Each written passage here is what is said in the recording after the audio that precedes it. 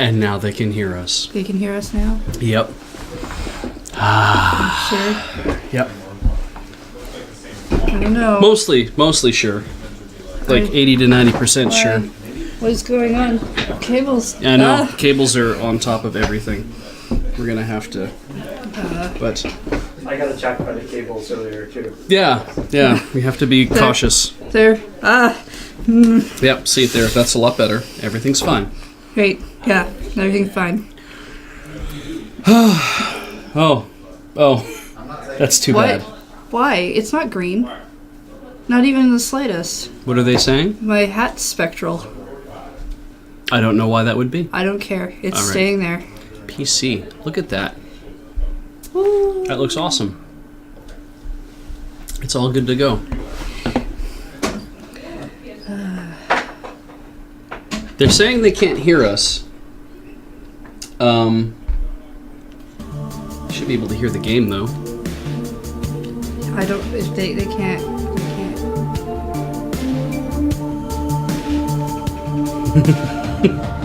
Oh, yeah. They're seeing your. Yeah, no, they're supposed to. I'm gonna take it off soon. Lady Rain says she can hear us. That's good. Okay. Awesome. There's other people who say they can hear us. I've pre-shamed myself for having lost all concept of time, and I'm taking that off because it's not sticking very well. Sector 88, you are welcome. Glad to have done the Massacre cover again. Actually, I'm glad we got a chance to do the Lullaby cover. That was fun too. I don't know if you're in the room for that. I think it was during Ian's shift. We were challenged. Things happen? Yeah, I don't know. We were challenged to do that. So sure, I believe you. I believe everything happened during that week. Lower third. Yeah, mine always says this is a game. I kind of like it. Thank you for the reminder, Memo. Let's update that with something else. Can we... Lost a leg. That's fine. Oh no. Dead forever. No.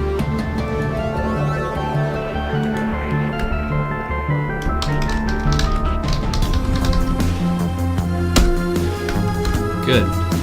That seems about right. This is Beej's Backlog. And I am Beej. And this is Heather, and we are very happy to be here. I slept from 8 p.m. I woke up at 5:30 p.m. because we got home from walking. Where did we go? On Sunday. We went to the mall. We went to the mall. I was like, we should go for a walk. We should That'll go get us and energized. reincorporate into society and also get an orange Julius. Yeah, that was not. No, it was mostly orange Julius. Let's go get an orange let's Julius. go get an orange Julius. And so we split a large raspberry orange Julius, raspberry white tea orange Julius. And then I finished this. Sure. I believe you. Yeah, we came home. We finished this. We came home. Did you save? Oh, I saved the hell out of this. I don't know. I don't know anymore.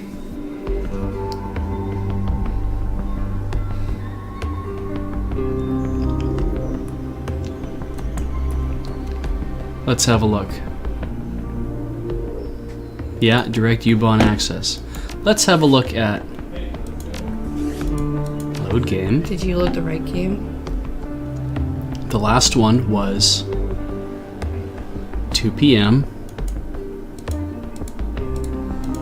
How? I don't know. I don't know what happened. We don't play at 2 p.m. Let's see what happens here. Yeah, the time was probably set up funny. Sure. Anyway. Oh, Neo Gabby, I'm glad. Smash the stage. Oh, good. What? Gin on the gas, etc. These are all things I do with Alex. We were having a perfectly normal conversation. You decided to come in and share it with us. Yeah. I don't have. Wait, turn around. I don't have conversations No, like the that other way. normally. What, this way? Dear God. My butt. No. Yeah. No. My butt. Okay. I'm gonna have to like hike myself up a bit here. Okay. What? I warned you. Yay! Okay, let's get out of here. Okay. Goodbye. Bye. It's been a pleasure seeing you all. Yeah, have a pleasant. Sorry. Don't die all the way out. Yeah. Fine. I'm slipping. Oh shit! Oh. A perfectly normal conversation. She was like, wait. Got up on the edge of the couch. Was like, wait, come here. Got on. And I was like, okay, now. I kept talking like nothing was happening. That's good. I'm glad. So am I.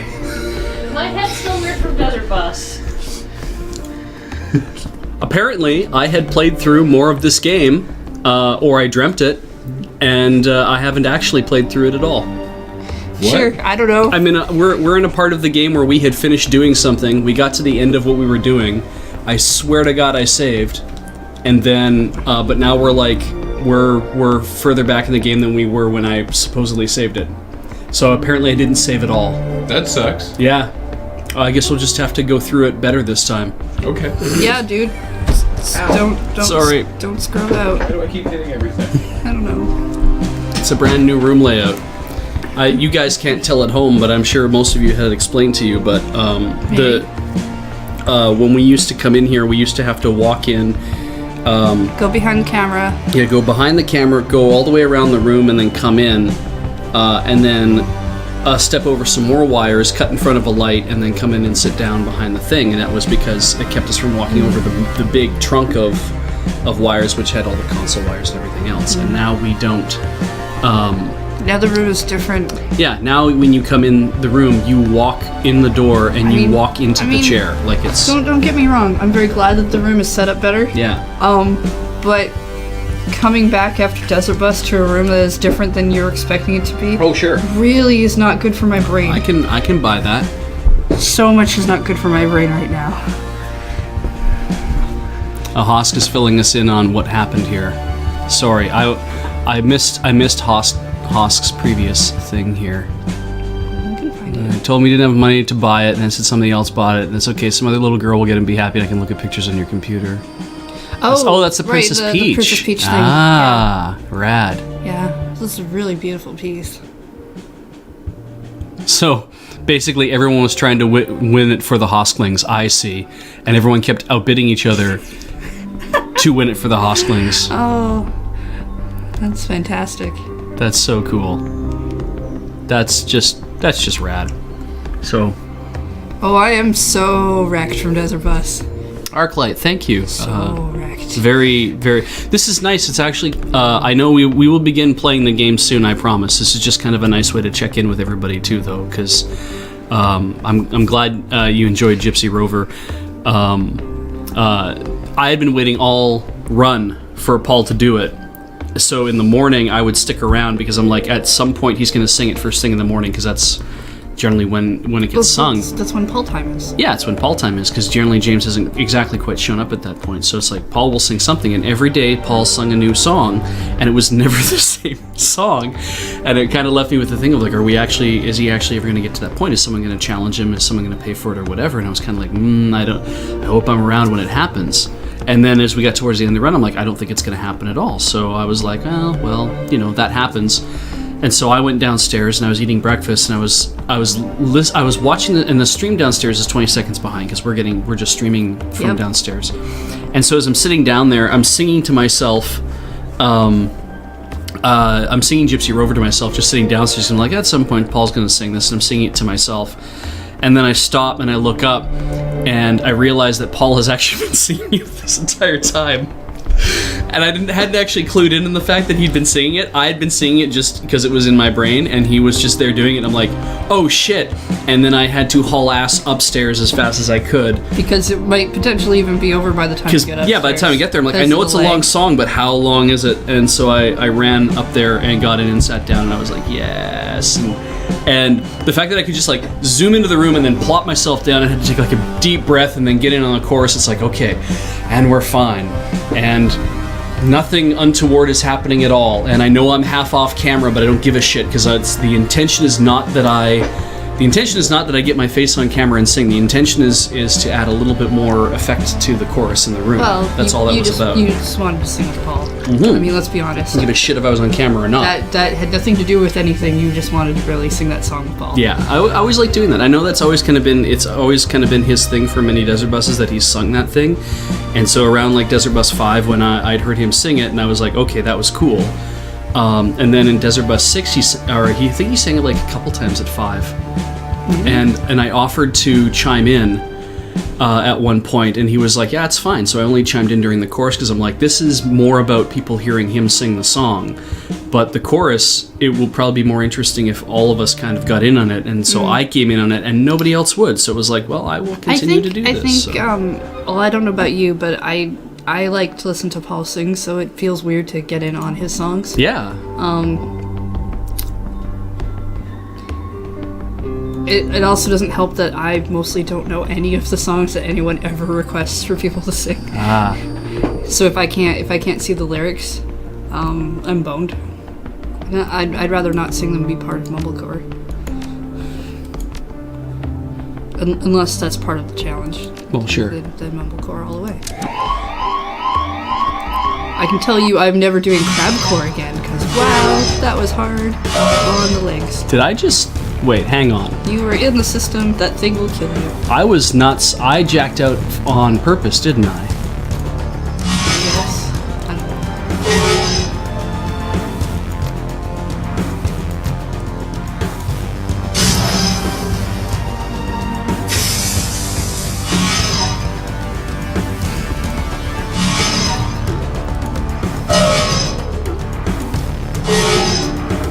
Because we already did this part, I think. But yeah, we did this already. Yeah. I could have sworn we did. No anymore. Yeah, we did this already. Oh, well then just jack out. Just end it. Ah, fuck, I can do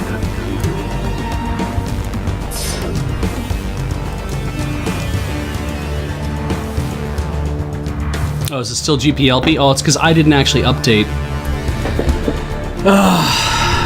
Welcome to Beej's Backlog, where we always forget to update the thing. Oh, it's true. We always forget. Always forget. Graham usually reminds us, and now we're lost. A week. We were gone for 2 weeks. Yeah, that's we were gone right. for Desert Bus Week, and because they had to set up, we couldn't. Well, I guess we were. Supposedly we could have streamed on that Monday through a web camera and some stuff. Okay. But I wouldn't have been here because things happened that night. All right, we've updated the title now. That should be fine. Everything is fine. Everything's fine. So let's just get out of here. Just nothing happened. I don't understand. I guess I could. I could give you a shame ticket or scrub. I have extras. I'm not going to. I don't. Yeah. But it could. Ash gave me shame tickets. Oh, that's good of her. Because I asked if I could have some. I'm probably going to use them as ordinary stationery, which is a shame, but Alright. Whatever. What was the 14291?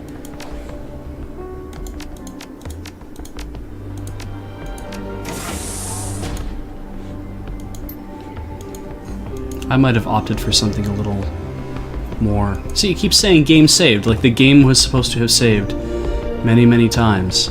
Apparently it did not. Do you know of an anime called Rio Rainbow Gate? I don't think I've heard of that one. Doesn't sound familiar to me. Alright, so she's gonna...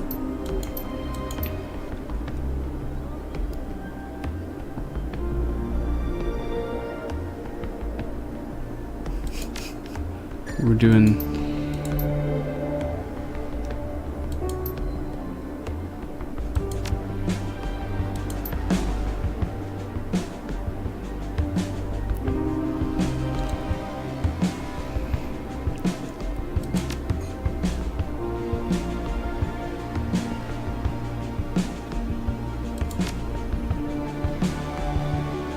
The Lodge. And now somebody comes in. Hey, who are all you guys?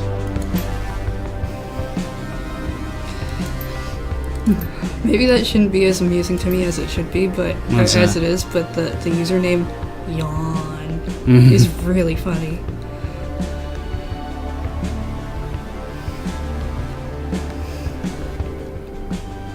So it's fun. People are bringing up things that I do not remember. Well, maybe you did save appropriately. It's just you had jacked out and saved. No, this, like, later on in the game, I had, like, it keeps saying game save, game save, game save. So I don't get why it's...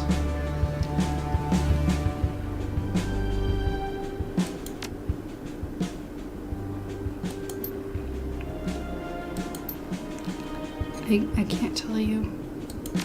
Doesn't matter. We're just gonna play through it.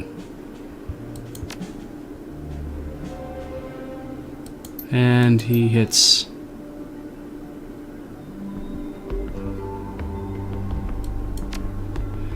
And...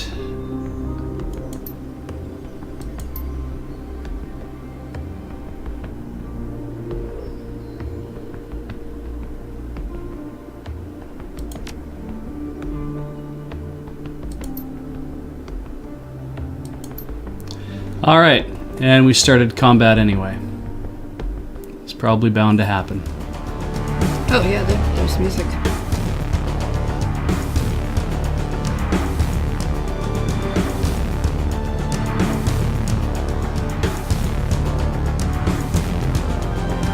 So if we try to knock him out, but that's not what we're trying to do here, it seems.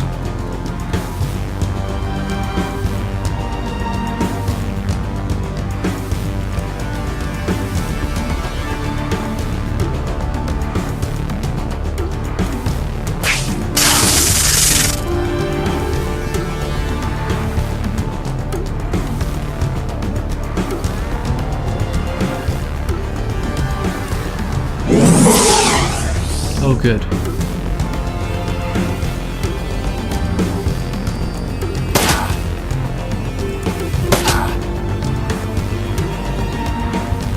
She's out.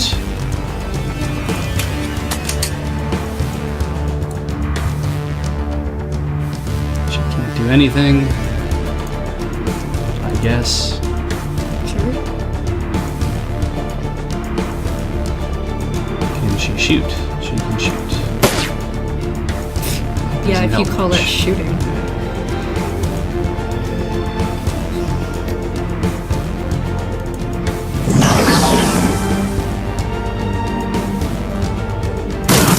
Oh, good. That's it. Now, how about there?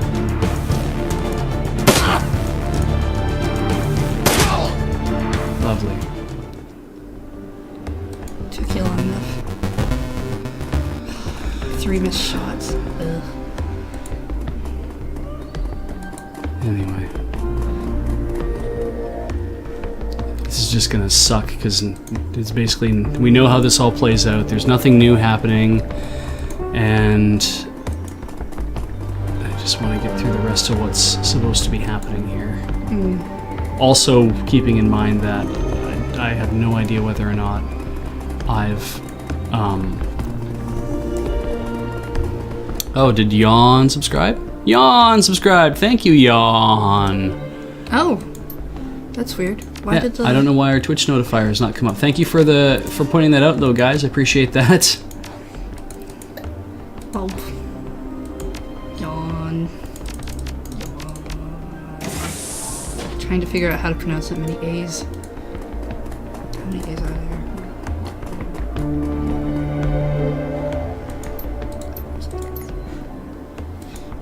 We go this way. Sub hype. Get hype for Yawn. It did go off? Oh, well, clearly we're just awful people. I didn't see it happen at all, so yeah. Well, you were looking at this screen, right? Yeah. Because it's supposed to go out on that one. But I didn't see it, but I don't know if I was watching. I'm going to grab advancement kit. Oh, cool. All right. And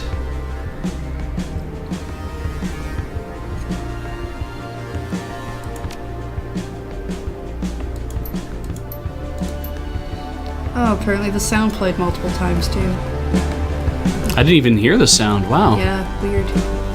Well, Ah, well. well.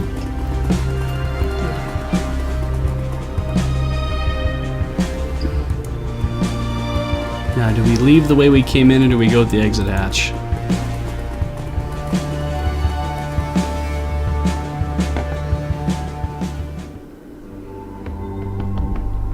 Oh, okay. Grandpa said it was somehow harder to see because of the change in the monitors. I believe that. Oh, good. I also just believe that you're terrible at paying attention. Lovely.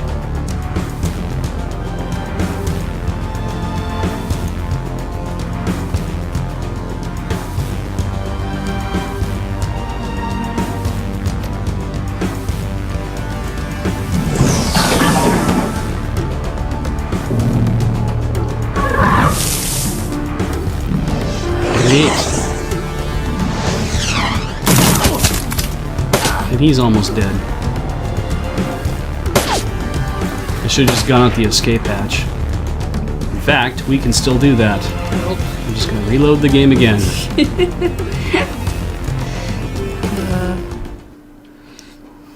Whenever the last save was. I have no idea when that was. It's warmer Probably in when here we than I walked- remember it being. Yeah, it is a lot more warmer in here, isn't it? It is weird getting used to sitting this way.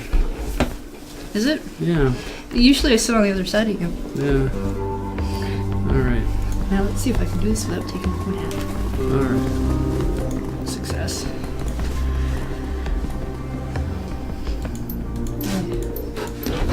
Ultimately, it doesn't matter what I say here.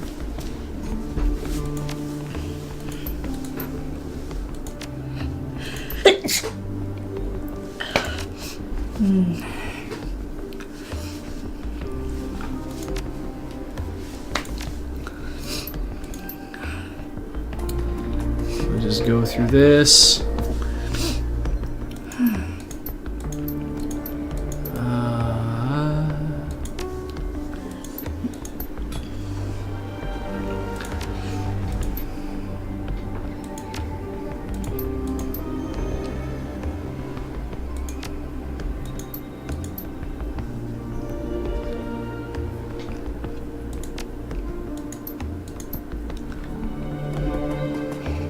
All right.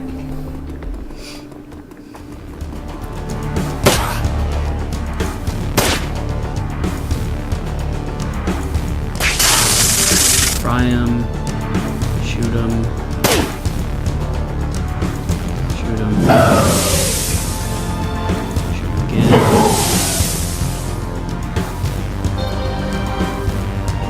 Shoot him. Shoot again. Again, and get him now. And we can get out of here. Okay.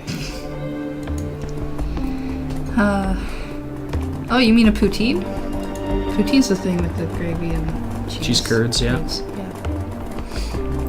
You have a name for that. Mm-hmm. I've only had it a couple of times, and supposedly everywhere I've had it does it wrong, but how would I know? It's overrated, I think. Poutine? Yeah. Yeah. It's funny because down in Mexico, Canada sent a food van as part of a foreign relations thing. They purchased and have a food van that is down in like Mexico City, and it's a the idea is to spread information about Canadian cuisine. And so it was like, okay, so what are they going to have? They're going to have poutine and tourtière. Like, I mean, what are they going to do? It's going to be all this Quebecois food, most likely, because what is actually legitimately Canadian-only food that you don't really see anywhere else in the world, right? Because Canadian food, by and large, is imported food from other countries. I would assume there'd be something in, like, Newfoundland that doesn't really show up elsewhere, or maybe even Nunavut. Well, that's the thing, right? It's I don't know what they eat up there, but yeah. When you kind of break it all down, it kind of seems weird because it's like, well, yeah, Hawaiian pizza is Canadian, which I think is really cool because I love Hawaiian pizza. I think we've tossed every other room here.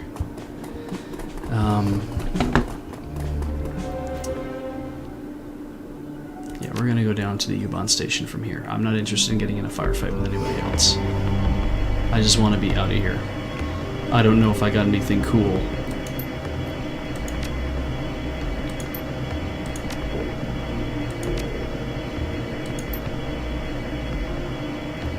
Anyway.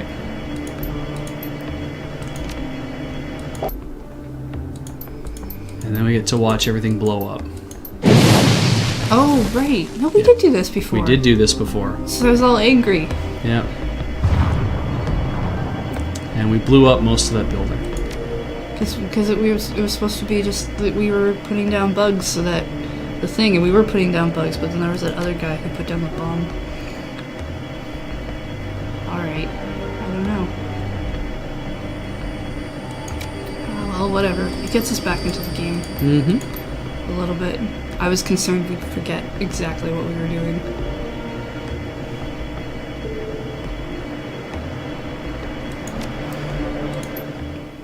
Alright. Oh, man. But it's funny, right? Because it's... So, Acadian pie, Real Gamer Cow brings up, and I'm like, I don't know what Acadian pie is. Right, that's the thing, is that a lot of, like, Canadian things are actually not, like... In the sense that it's not, like... It's not Canada-wide. And that was part of the problem that they ran into, I guess, with the food truck, is that it was like, how do you show off the cuisine of a country that is Diverse. Geographically large? Because those kind of things don't travel very well. When you have 30 million people who are all living along a very narrow strip, right? It's like, you don't have a bunch of them clustered in one place and food gets shared around whatever. It's like, no, they're a very thin amount of people that and it's harder for things to make their way across the country. People would have to be very mobile in order for that to happen. So they tried to... We're going to save the game this time. Can you look at the save? Yep. I want to see something. You want to see what the time is? 4:41. So for Okay. whatever reason, it's 2 hours behind. All right. I don't know why. wanted to know why, because it didn't seem to make any sense, the time stamps. I need to go use the washroom. All right. You use the washroom. I'm not going to play your game because I don't know. Okay. But I'll talk to the chat. They seem like nice people. I will be right back. It's kind of like Desert Bus. I miss Desert Bus.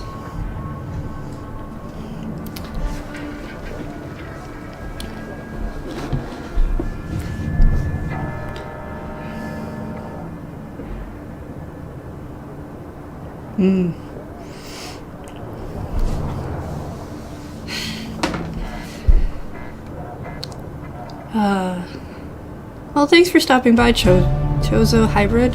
I can totally understand not wanting to watch the stream if you don't want the game spoiled. I've skipped out on streams for that reason.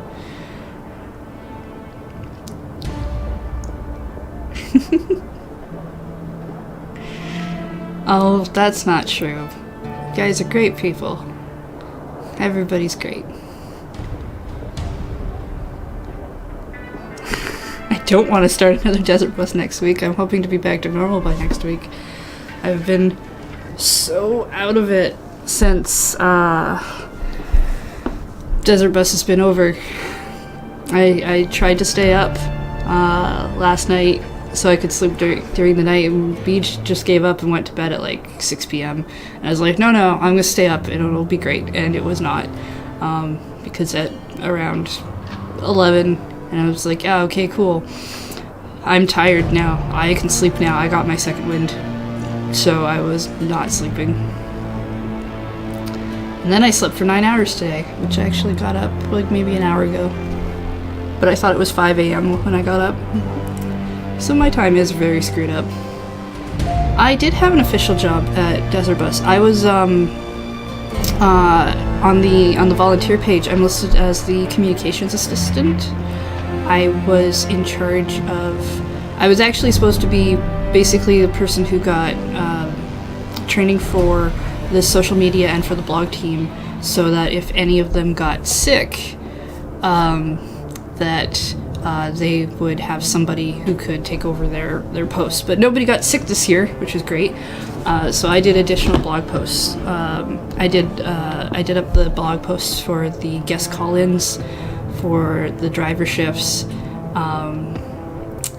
for some of the sponsors. I actually, if you look at, if anyone saw Ashton's driver profile in the blog listings, Ashton was too busy to make a blog post, so his driver profile is actually quite unique in the fact that I went around to get people to answer questions for him, so that he would have a profile up. And I only got one shame ticket this year because I swore on camera. Hi. Hi. Choso Hybrid says hi. Hi.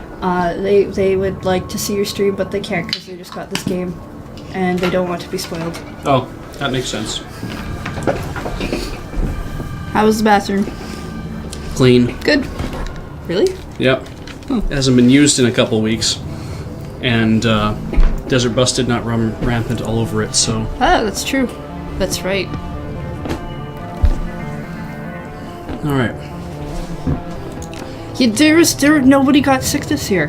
Mm-hmm. Like, I think the odd person, like, maybe felt a little ill, like, stomach-wise, but that, I think, was probably because they maybe neglected to eat a little bit, but, yeah. Yeah, I know Kathleen swore a lot. I swore once. I got put in a, we were doing something, the camera was on like skull camera or driver camera or something, and they built a pillow fort around me as part of a challenge, I think, maybe, who knows, and I was not aware that they had put a piñata and a skull and things on top of the fort, so when it fell over and those things hit me, I swore because I was angry. And then I got a shame ticket for swearing on camera. That was my only shame ticket this year, though. Yeah. So I did well. You didn't get a shame ticket at all, did you? I don't recall you getting shame tickets. Did you get a shame ticket? Yeah. Oh, what for? Oh, I got lots. Oh, okay. Well, whatever. I mean, I know half of them are jokes anyway. Depending who you're getting them from.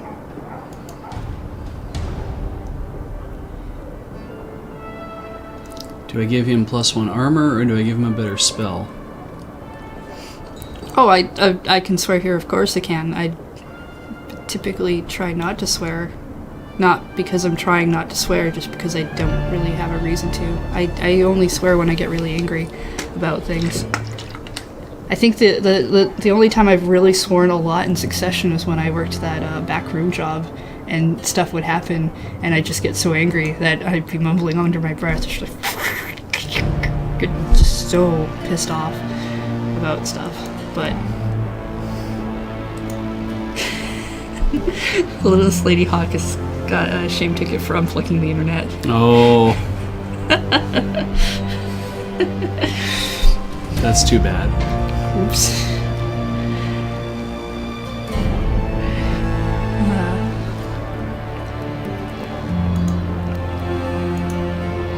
Am I happy with all this stuff?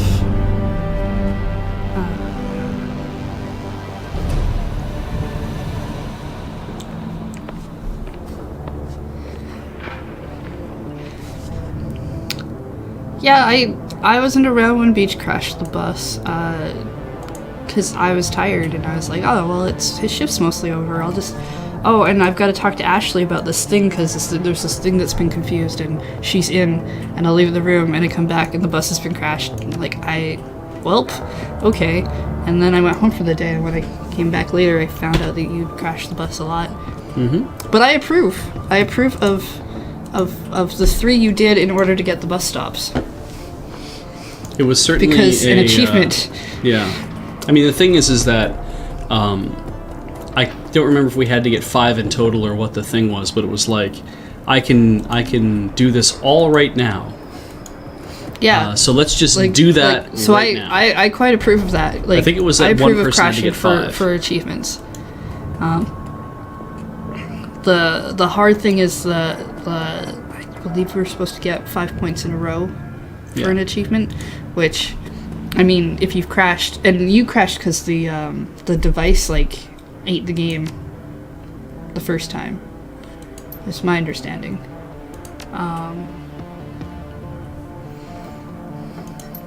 The video is not reversed. Beej is sitting on the other side of me this time, because the monitor used to be over here, but now it's over here, and I hit the microphone. I'm sorry about that. Yeah. The monitor's literally on our left now. It used to be that it was on our right.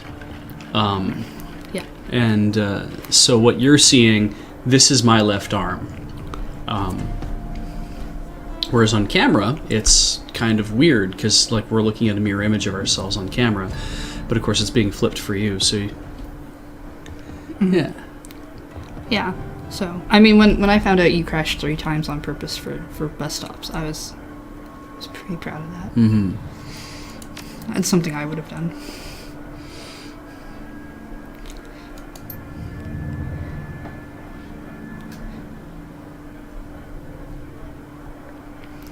Something I would have encouraged you to do if I'd been there.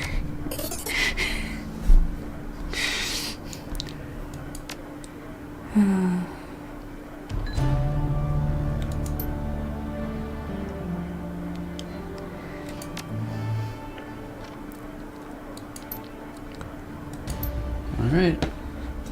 And now that is done. I talked to him. I got some money. I still feel like if the device hadn't eaten that first crash, you would not have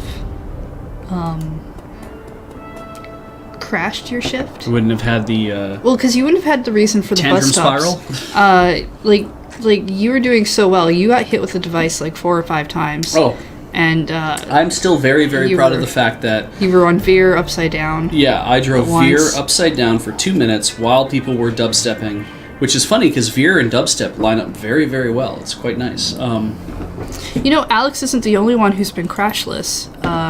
Cam is also still crashless. Yeah. So there's that. And Matt didn't crash once on his shift this year. But Cam didn't crash at all either, which means that Cam is still, of course, completely crashless as well. And I was probably going to do very, very well if it wasn't for the fact that the device interfered. That was one thing. And then Bill's mom asked if she could practice, and I was like, that's fine. I don't mind doing that. And then she crashed. I'm like, okay, that's fine as well. I know those are 2 crashes on my shift, and it's kind of like, okay, but I can take the hit because I didn't actually crash them. But the 3rd crash, where I screwed up myself, that was my fault. That hurt. Because I was like, I should have known better. I should have been able to, like, I should have been watching, and I wasn't watching.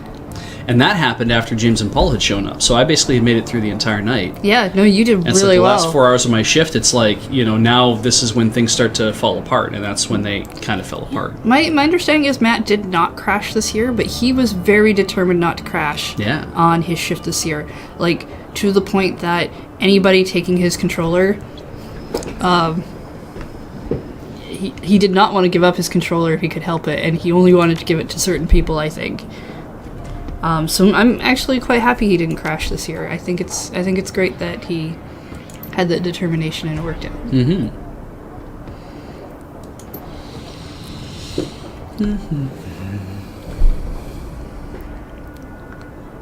Aw, Sarah made a whole scarf. That's awesome. I did some crochet at the end of the run. I've got a whole panel of it done now because I couldn't sleep last night. Yeah. I'm super happy Alex is still crashless. Like that's. Well, Alex and Cam were the two. I don't know what the stats are for this year because we had a bunch of new drivers who had only started this year. So we might have more people who are crashless now, but Alex and Cam are the two who are crashless for everything. Oh yeah, no, we were surprised to see Morgan too, but that's exactly how Morgan works. He's there, and then he's not there, and then he's there. It's...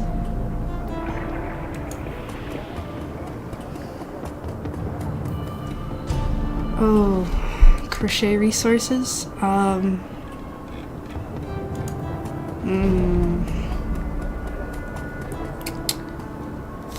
Regretsy. No, Regretsy's not a resource. It's a thing to laugh at people. That's the resource. That's not a resource for learning how to crochet. Yeah, that's to learn how not to crochet. I would check like your library in the craft section for some beginner books.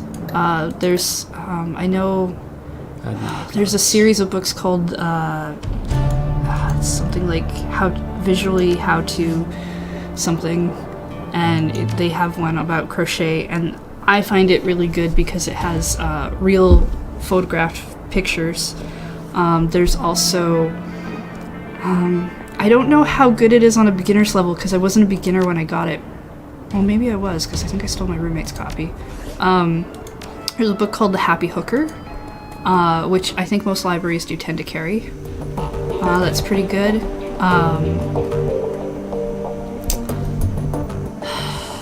Trying to think of online resources though.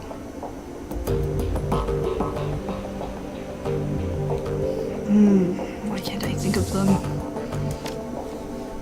YouTube is good if you know what stitch you want to look up.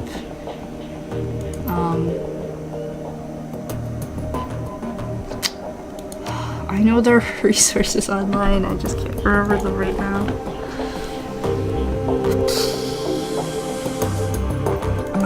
You could try Ravelry, which I don't know if they've got stuff for how-tos, but there are communities of people there that are good.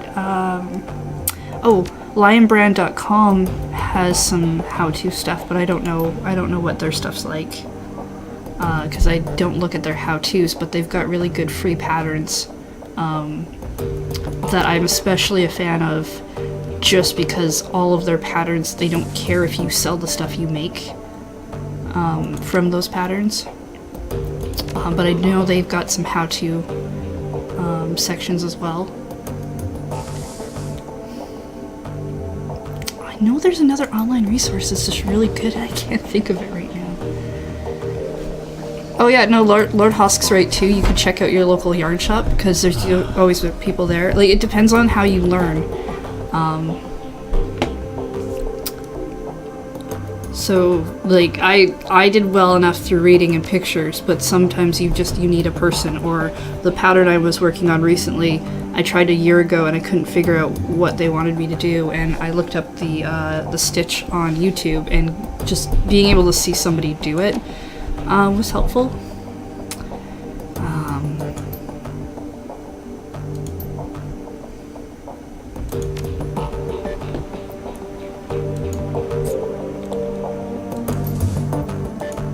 Oh yeah, no, the Lady Rain, the Stitch and Bitch handbook is the same author does the Happy Hooker.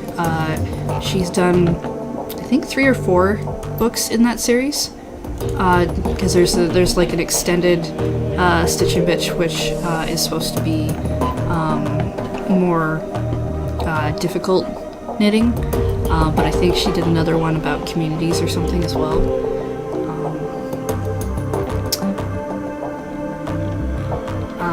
I'm pretty sure I learned how to crochet off of the Happy Hooker book.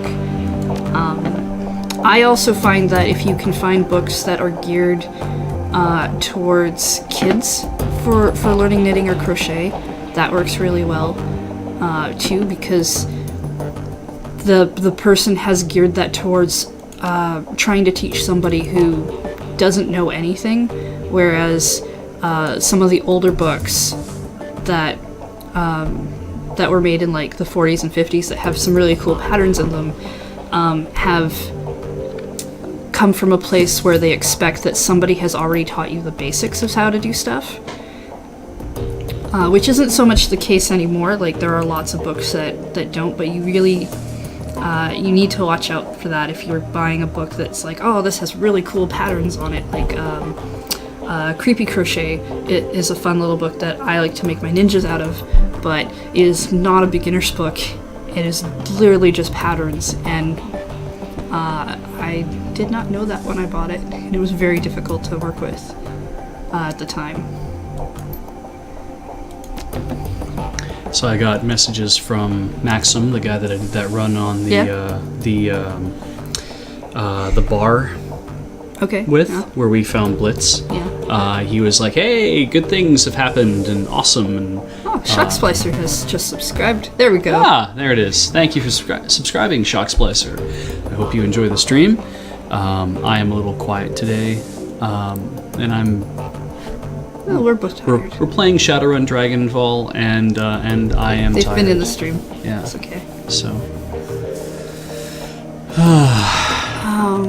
Where was I? I just saw a question somebody asked and I wanted to answer about crochet charts. charts. Yes, they are. You should learn both crochet charts and how to read just like the things that say stuff like SC here and blah blah blah, because on a complicated pattern, a crochet chart will actually really help, especially if you're visual and the wording is really weird. Also, a crochet chart will really help if you buy a book that is in another language you don't understand, but they have the charts, so you can figure out what they want you to do. I don't think it's necessary to know both, but I think it's a good idea to know both.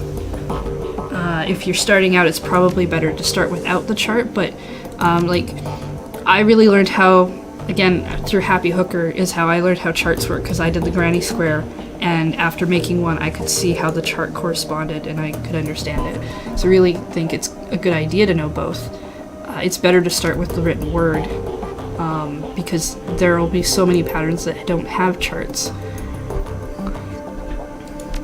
But they're good to know.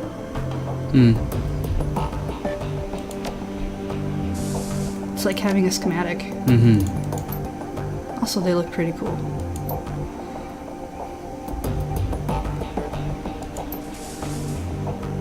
Okay. No, I'm out of here. Got some more jobs? It's really. Oh, we already have a job waiting. Okay. It is very warm in here.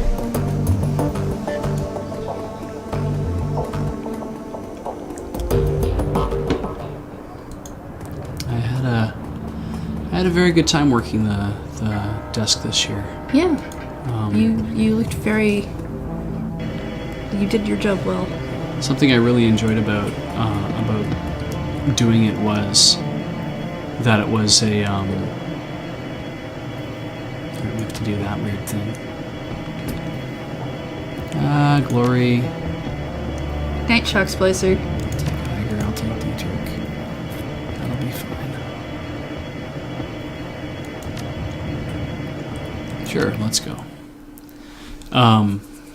One thing I really enjoyed about it is that, based on, was thinking about this, is that probably the reason I enjoyed it so much was because the job is very similar to what I do for my improv team, which is acting as a host, which is basically acting as the producer. You're the person who is deciding the things that, this game is next, this thing is next, this attraction comes next, that kind of thing. And it agreed with me to be able to do a lot of that, because then it's also like, then I know what's coming next, then I can see what's happening, and I can also try to make use of everybody's talents in the room. Harder when you don't really have a good sense of, like I had said today, that based on watching a thing that happened to Cam, I was like, oh, I clearly criminally underutilized Cam on during Zeta shift, because he would stick around for the morning and he had stuff to do as well. And I'm like, yeah, there's a lot of opportunities for me to do more with people that didn't always get done, but that's okay. Were you around? No, you were downstairs when he read Pork Chop. Yeah. So good.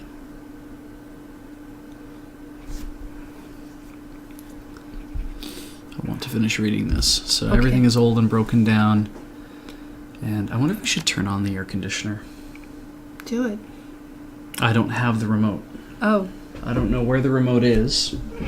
I don't know what they might have done with it.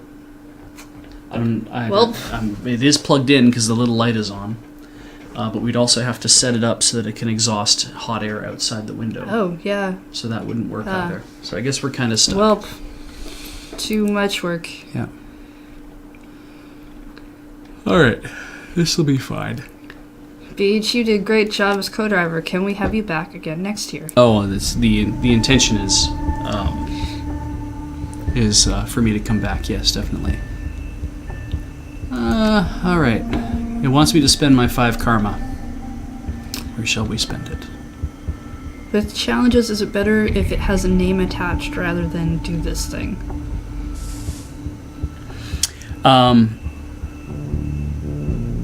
Oh, that's interesting, Mercano, because I was told that Cam actually had accepted the challenge and that we apparently had done it. So, thank you, Hosk.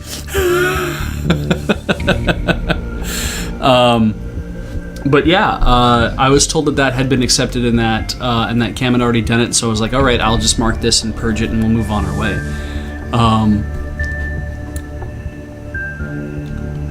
Super weird. If they did do it, Sarah Serinda is saying that they apparently did do that eventually, so it may be in the VST spreadsheet. I would hope so. Yeah, but... I mean, they were pretty on top of that from what I understand. When my preference is that when challenges are coming in, I like to see the amount that you want to donate. If you have an amount in mind, I like to see the amount that you want to donate. I'd like to see who it is that you're interested in, or you can say anybody, or everybody if this is something that you want as many people as possible. Not everybody can take part. There are some people who just, like, Mia had a problem with her ankle on the stream, Yeah. so she couldn't dance. We So it's like for actually dance had- challenge, she, like, literally, if somebody is not participating in the challenge, it's usually for a good reason. And Yeah, we had people in the chat, some people in the chat were kind of like, whoa, why aren't you doing whatever? And it's like, Well, it's better to not there get into there that. was that one point during the night. There was one night where we had a dance challenge, and we had the people in the room to do it. Except we didn't.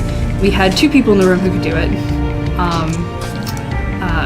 Mia was there, but she had screwed up her ankle. Like she kind of sprained it, so she wasn't able to really do anything. Kate was working social media, so she was actually doing her job.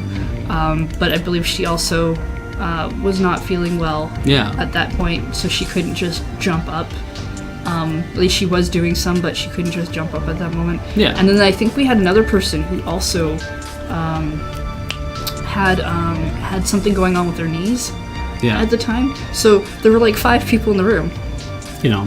but there was not actually people who could do the dance challenge that had been said, hey, let's do this. Yes. Dix was having shoulder problems, but he was doing a lot of push-ups, and it's just kind of like, I'm watching him do this, I'm like, please don't exacerbate your So, shoulder problem, but Usually when people aren't doing a challenge, it's not... Because they hate you. It's not because they don't want to. Yeah. It's because they are doing something else, or they are not physically capable. yeah. So they're kind of hoping that there will be enough people who are able to do the challenge that they won't notice. Because generally, if there are people who aren't doing the challenge, who should be doing the challenge, somebody else in the room will tell them. Yeah, exactly. You should be getting in on this. Sometimes you'll see the person in the command chair not dancing or doing the challenge Because they're trying to get another challenge ready, so that we don't have that that moment where we're spending about 15 minutes deciding what to do. Because it's hard to cut down on those, but they do try. So, yeah.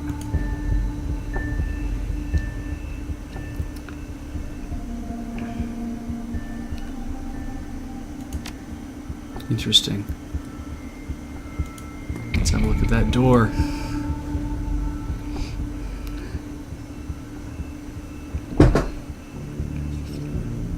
Oh, if I had more strength, I could totally get there. Huh. My hand hurts. Oh no. Alright. So yeah, I like that. I prefer that if someone's going to submit anything, it's like, tell us the amount of money that you're interested in spending on the challenge. Give us the names of the people, or say anyone, or say everyone. And, you know, having a list. Could I have Graham or Cam or Paul do this? And it's like, okay, then we know. That helps me as well. Be clear about what you want the challenge to be. If there is a song, Songs are harder sometimes if people don't know the songs, because you have to get people to go away and learn the songs so they can come back and do it. Occasionally. But if there's a song having a link to a karaoke track or to a performance track that you would like us to use, well, I'm getting to that, because then also we're going to need lyrics if you're going to sing. But then also if you want us to do a script or something, we need the script. Because we had that happen where somebody's like, oh, literally do any Mitchell and Webb look sketch that you want to do. And it's like, that's great. That's a huge group of things that we could possibly do. But because Mitchell and Webb have done so many sketches, and now we're looking for anything that's a script, and it's like, well, we don't really want to do X thing or Y thing. And there are no scripts for that show. So if you find one, you're like, I guess we're doing this. But I mean, last year somebody wanted us to do the bathrooms sketch. I think somebody wanted that. Maybe we just wanted to do that. And I literally, or not last year, it must have been 2 years ago, I literally sat down and for an hour listened to that sketch over and over and was writing it out on like my iPad or whatever, because it's all I had available to me, so that I could actually like get the whole thing down. And then I came down and says, okay, here it is. And then I also had to do the football one as well, because Ian wanted to do the football one live on the feed, but it's like he doesn't have time because he's doing whatever, so I'm like, I'm gonna go off and I'm gonna transcribe this for him. Yeah. Same thing happens That's a couple hours. Yeah. You're not on camera. Yeah. That you're not going to be on camera. East West College Doing Bowl other was the stuff. same thing, right? We had to write down all the stuff for East West College Bowl in order to do that. And so it's like, it's helpful if you guys know you want something, if we have a script. That helps a lot. This year what we did is Ian just went and he grabbed the Nazis sketch that Mitchell and Webb did, and he ran it through Google Translate or whatever. He basically told you, he said, YouTube, please give me the automated captions based on what you think they're saying, and then we just did that.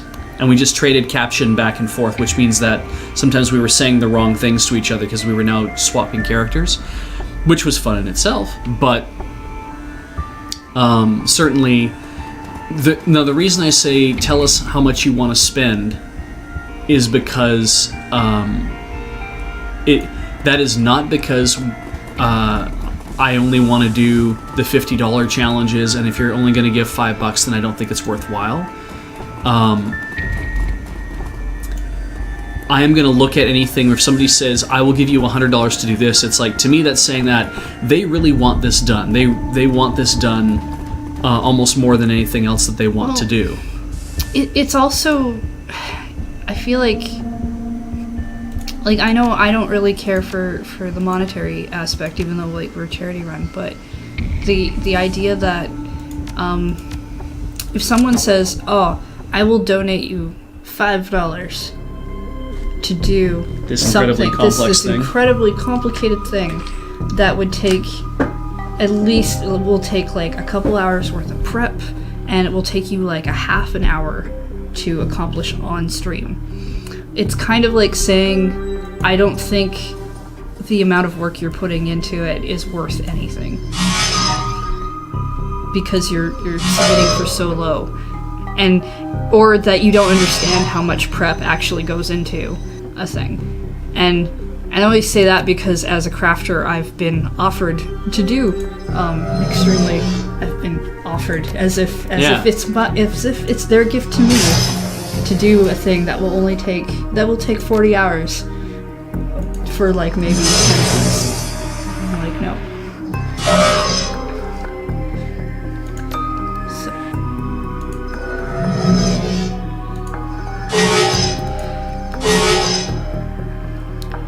I believe we also prefer our donations to be at least a minimum of $5, just because of some of the fees. Mm-hmm.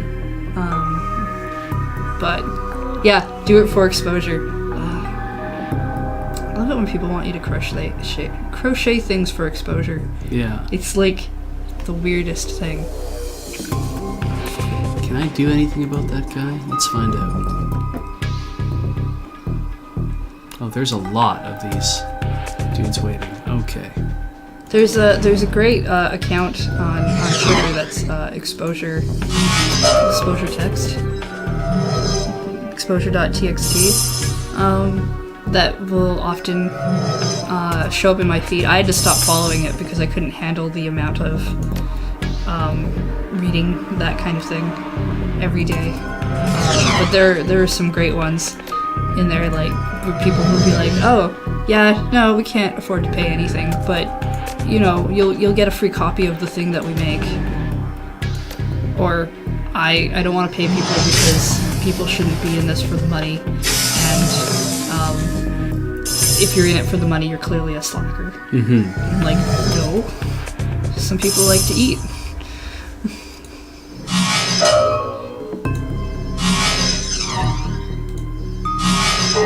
That's good. This is not going to be good, whatever is happening now. Okay.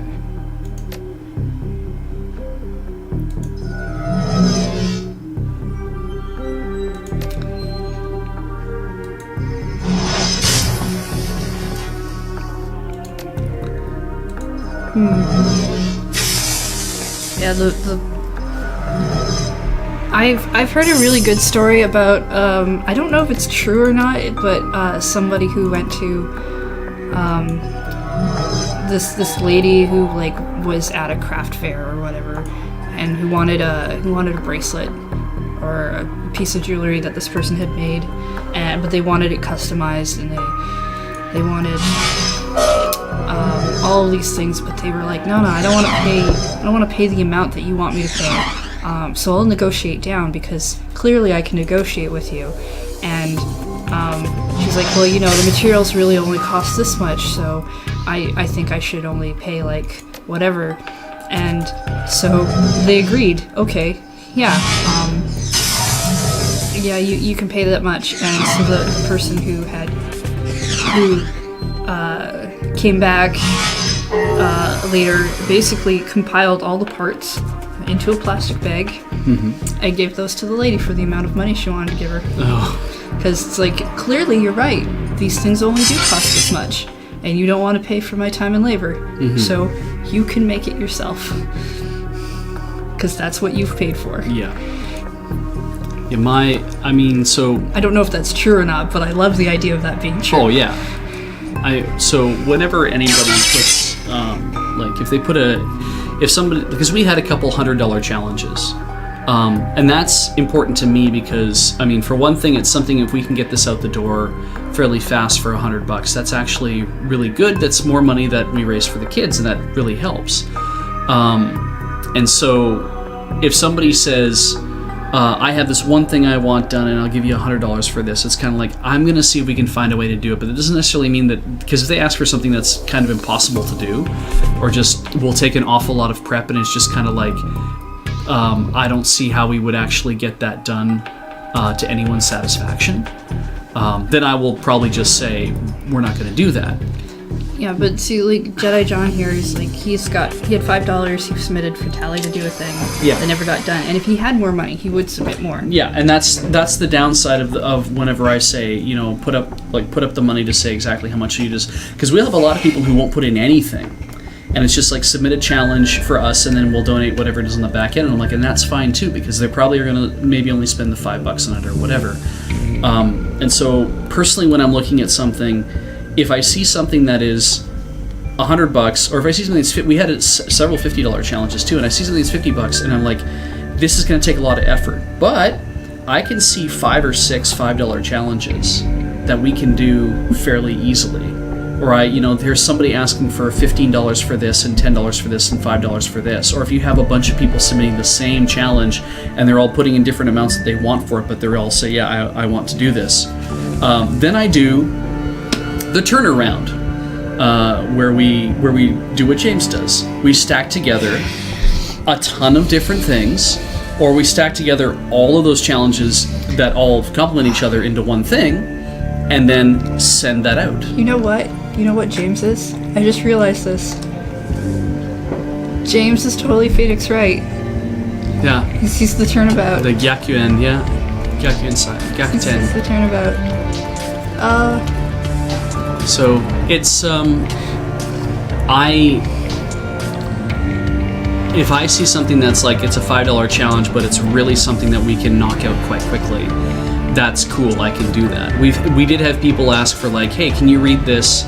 Can you have Cam read this thing? It's about 8 pages long. I'll give you $5 for it. If we do that, I want to be sure that the person gets what they want out of it. But the problem is that if he's spending the next 10 or 15 minutes reading and we're not doing anything else, that's 15 minutes that we're spending not doing anything else to entertain other people. Hopefully other people are liking what they're hearing and they're going to dump in money as well, but it's like, if I know I have people who are saying, I'm pledging to submit some money to you in order to do this other thing, it's like, it's all about, balancing that, right? It's like, if Cam hasn't had anything in a while, I'll be like, oh, here, Cam, do this thing that's going to give everybody like a 5 or 6 minute break. You do this thing. It's another chance to have, other performance on camera. Everybody else gets to take a break to not have to go through 6 challenges in a row. There's a method of putting everything in order so that everybody gets a chance to do something and they all feel useful. Lord Hask is asking if you look at who submitted the challenges. I never look at who submits a challenge unless I see like 5 or 6 identical challenges, and then I start looking at them to see if they're from the same person or if they're actually from different people saying, like, who are typing a different thing. Because a lot of times, if you go to your donor profile, you can see what's happened if a challenge has been purged or whatever. And I saw lots where people, and I did this to a lot of people, where we would purge challenges because we don't want them in the set, like we don't, because they're 10 hours old, and it's like we don't know if they're still watching. We don't know. We might have the people in the room to do it, so we end up having to purge out like 400 challenges in a. It's also because one swoop. we start purging challenges a lot during shifts, different shifts. My understanding is because all the people in the room have changed, so all the recent some of the more recent challenges are all for people who are not in the room. And so I really think it's a good idea to, like, if you want like 2 or 3 people to do a specific challenge, that's not too bad, but sometimes you get things where it's like, these 5 specific people should do this challenge. Chances are good those 5 specific people are not in the room all at the same time, which means that challenge is like very less likely to get done, because the people who are trying to get the challenges through are like, I want to get the thing that they want, which means I need these 5 people. So if there's specific people that matter to you, it's a good idea to put them down in the challenge. But if there are other people that you're like, I'd like to see these people in there as well, but maybe it doesn't matter so much, you might want to write that as well, just so that whoever's reading through the challenges can be like, okay, they want these 5 people, but we only have the 3 that they really want. Maybe we'll do them. Something like that. I think we'll go to this side first.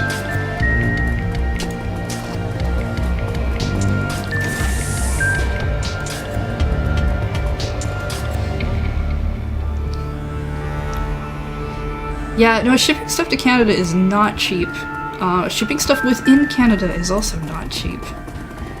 Our postal system kind of sucks. If you follow Tally at all, you would very well an awful a lot, because she ships a lot.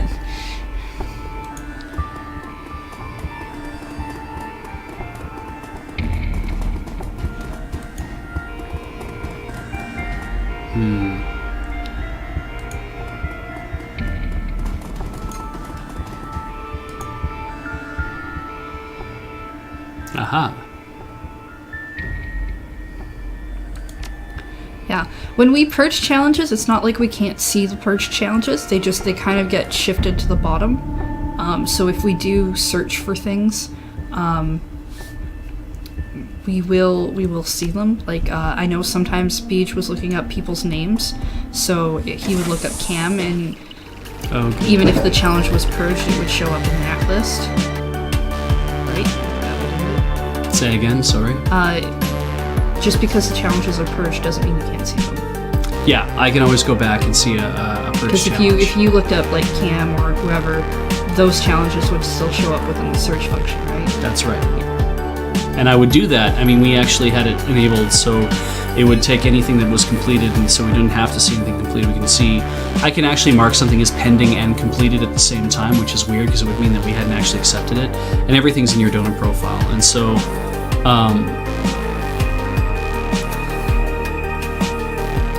yeah, no, they do make a good point about maybe warning people about challenge purging. Yeah, maybe if we just did purging at like a specific time. What I would actually like is that if anything hasn't been accepted, I would prefer that the system auto purge after a certain number of time, a certain number of hours. That if it's been 12 hours, purge. And just that way we always know that every 12 hours the challenges are purging. And the thing is that, and I'll send it to Ashton. Submit a feature request, but as he said. Because what we could do to the second part of that is we could set it up to, even though we could set it up to be like auto purge, I wouldn't mind a way to have a thing in the donor profile for people to go back in and set something as pending again. So if it's like, if they're like, no, I would like to resubmit this, or I'd like to make some edits to it or whatever, because if we don't get to it, there's a few things, like I'd like to be a little, I've never seen what the challenge submission page looks like, but I'd like to be a little more clear about maybe things that need to be included on there. And then the second thing would be to say that if we don't get to it, I'd like people to be notified that their thing has been purged or that their thing has been completed. Like, I don't know who gets emails, but it'd be one of those things where if that's set up and it's like your challenge has been purged, they can go back in and they can unpurge it to say like, I want to submit this, like continue to submit this. And if until something is set as denied, because then denied means that we are outright not doing something. And then that way it's, then we have to, I feel like we should have to provide a reason, because that's how, like, when you submit tickets, that's how you submit tickets for. Yeah. But we don't have the time to deal with that either. Yeah. Griff 42, while it seems like a reasonable idea, as Sarah has said, that does actually put work on other people, like mainly probably Tally, to then fill and then to close the space on the plushie. But Tally would be the one to actually direct that question towards. I'm going to err on the side of it's probably a no, but she would be the one you'd have to ask. Because I totally understand the want of wanting to donate something but wanting to save the money on the shipping. But if everybody did that, then that's her having to go and buy filling, even though she's been reimbursed for it, then having to fill things and then having to close those plushies, and that's quite a bit of work in the end. I do know that occasionally I've seen postings for people who will say that they will make a custom of something that they've made before, in which case then you would be shipping it to that person, but again, that might be even more expensive depending on the person who wins it, and that would all have to be verified through Tally anyway. It'd probably be something to bring up more when she's doing craft-along submissions for next year, and to mention it then.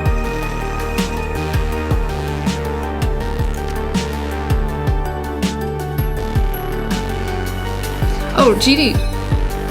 Dwarf, it's not like the Experience of Canada post. I've actually shipped things through them just fine, and always had lovely people.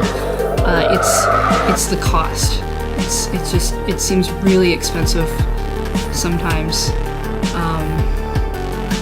to even ship to the next town, when it really seems like it shouldn't be that expensive.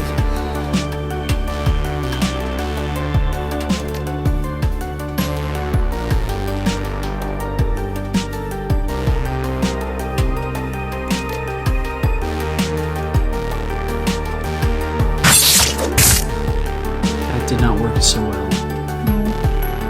Okay, well, whatever.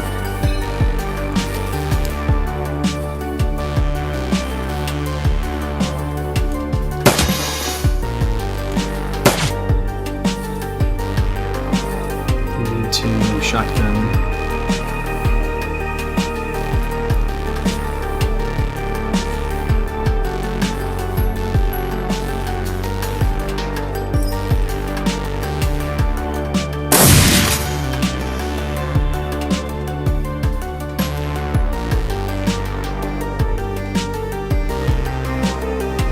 Oh yeah, definitely. I completely agree with Arclight in saying that it's probably due to the size of the country and the lower population.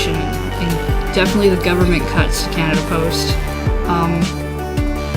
You'd be surprised how anytime Canada Post goes on strike to say that they would like to maintain stuff like their benefits and their vacation time, how angry some people get about how lazy these people are and how they should have it. Just very maddening. Oh, feck. I didn't want him there. Nope.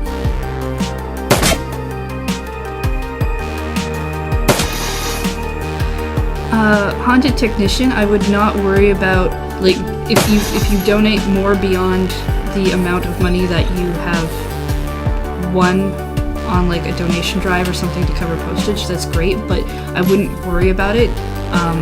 Donation drives generally make a lot of money because a lot of people are participating, so that stuff's going to get covered. It's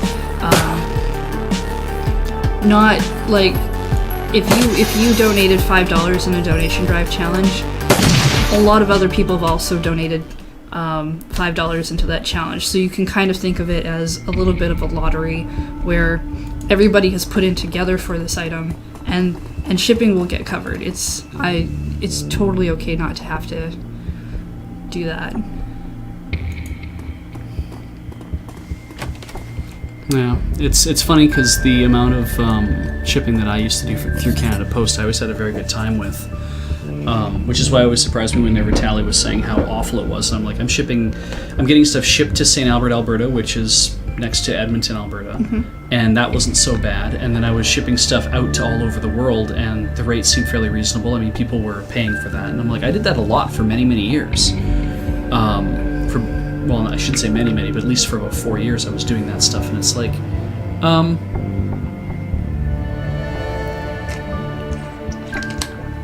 it was surprising to hear how bad it was, and then I find out that it's like, oh, well, actually, it's mostly because we're on the island, and for whatever reason, Canada Post sucks on the island. Well, and I think it's like a lot of other things, like probably in the Yukon and probably in the Northwest Territories and stuff. It probably sucks there too. It probably sucks out on in Newfoundland. It might suck out there a little bit. Like major metropolitan centers, it's probably really good. Maybe I still think it's expensive, but I think it has gotten very expensive over the years, and it's very true. Like Lord Hoskins saying that we don't have anywhere, like we have a ton of small town traffic, and it's really, really spread out. It's harder to actually maintain that. Part of the problem then is how do you provide good service to everybody when people are also spending like they don't want to spend the money, but packages now become kind of the thing. Like the postal service will never really go away in Canada because UPS sucks royal balls in Canada. They are the worst, and I don't recommend anyone using them ever. So Canada Post is probably the way to go up here, but UPS works okay if you're within the same country. It is not great for the person receiving it in Canada if we're getting it in from the States. Because we get immediately screwed. We get hit so hard with what is it, service charges, or we brokerage fees. Brokerage fees. Because we don't have a set broker. Like Canada Post handles all the brokerage. I used to have stuff shipped through DHL all the time. What happens is it hits Canada, and the customs agency handles all the brokerage for people who are getting stuff personally. It means that sometimes you have to drive out to an unusual... Like I had to drive out to the Edmonton airport one time to pick up something from DHL, but customs was cleared fine. I just had to drive out to the airport to pick something, like a big package up. In other cases, stuff like EMS just gets shipped into Canada, and then Canada Post picks it up and ships it wherever, and you pay your customs fee, which is like, might only be a $5 charge for handling. Mm-hmm. Whereas with UPS, it's like, oh, we're going to charge you a $40 fee flat to start, and then we're going to charge you all the other fees on top of that for your customs. So even if your customs fee is only like $2.50, you're now paying another $40 on top of that. Yeah. Oh yeah, no, it's not fun. Some people are mentioning through like buying through eBay and stuff. Yeah, occasionally, it's generally great for the people who are shipping it because they're not paying those extra costs. And I've had bad experiences with some companies in the States where I'm like, can you please just do it through ordinary mail? I don't care that, because I'm the one covering that cost anyway. The customer's the one who's paying the shipping, and they will just be like, nope, it is this only, and you're just like, well, I really need that thing, so I guess I'm just gonna bite this bullet and hopefully find a different company to deal with next time. It's super annoying. So this guy has pronounced himself Night King of Shadowrun Bioscience. And through Succession, and so Iger asked Succession who died, and he was like, everybody. It's like, well, that's good. That's a good start. I do want to point out that Sarah has said that no one does want anyone to donate more than they can in money, in crafts, in anything. We would prefer, seriously, we would be happy with Desert Bus even if we made like $1,000 even. I would not care. It wouldn't be a very long run. It's true, because that is how the run is based, is off of money. But we do not want anyone to do anything that would make it hard for them to eat or live. If it just means that you get to watch the entire week and you can't contribute anything that year, that's fine. Because if that helps your mental well-being even, I am so okay with that. The Desert Bus community is the best community, not because of the money, but because of how people get together and how they participate even. Oh goodness, like, there are so many people involved in Desert Bus. We nearly had 50 people on site just to run the event. And that's volunteers, that's organization crew, it's our PR people, it's everybody. But then we have like, I think around 100 crafters this year. So many sponsors, I can't even count the amount of sponsors we have who donate things. But then the viewers, right? We had like 4,000 viewers at any one point. And that's just amazing.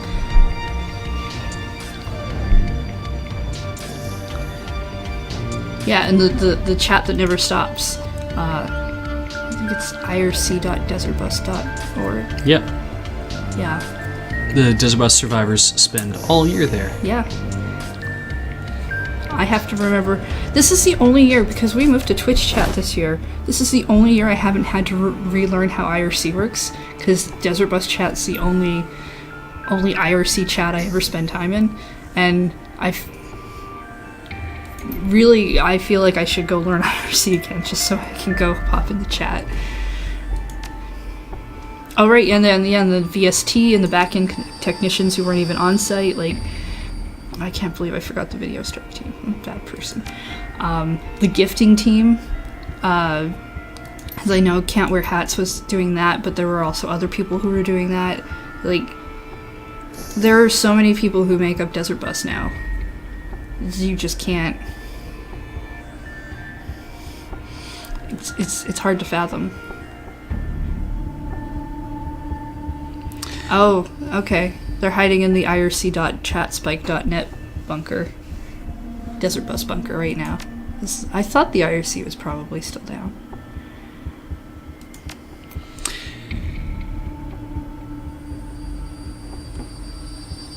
Yeah, 25 active people in VST. That's amazing. I forget Dre all the time, and honestly, I don't feel bad about forgetting Dre. I feel bad about forgetting people I know, and for people who have an impact on my life, but Dre is not one of them. And the Gifted Ones did a hell of a job this year, too, absolutely. I like the fact that they were called the Gifted Ones. Mm-hmm. Such a good pun. I like that Hoska's pointing out all the stuff here. It's like, oh, also the official Desert Bus photographer. Yeah, it's the one thing I didn't get a chance to make clear when I was talking earlier about what to fill out for a challenge is also that if you don't know how much you want to donate, or you don't want to donate anything at all, you can certainly just submit a challenge and not put an amount. Because it is a busking system. It's basically to give us ideas for stuff that we can do. And if you don't have money to donate, that shouldn't stop you from submitting a challenge. Or you don't have a lot of money to donate, don't let that, stop you from submitting a challenge. This is also the way, this is how Beej does things. I don't know if this is how anyone else does them. This is just how Beej has his system and his brain working. So, yeah.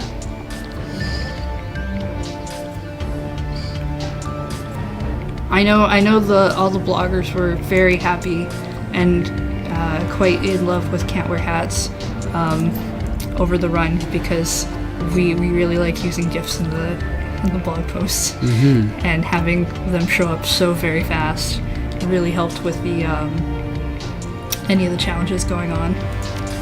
Oh shit, I forgot the mod team. Yep, forgot the mod team. The mods are awesome too. I think I've only met Dicks and Crows from the mods, though. And Pika. Oh, right, Pika. I'm a terrible person.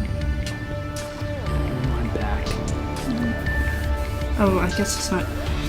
I'm just gonna stop saying things because I clearly met some of the mods at LurkCon. You did that too. We met Memo. And, pretty sure I met Lord Hosk. Yeah, see, there. I'm gonna get so much shit from everyone. So.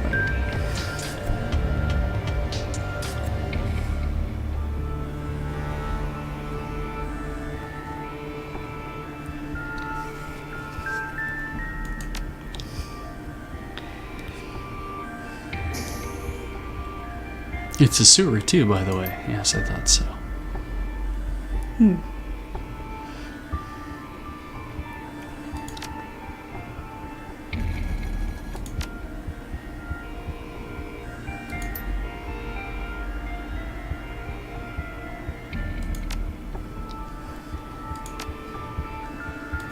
Okay, he's going to tell us what happened here.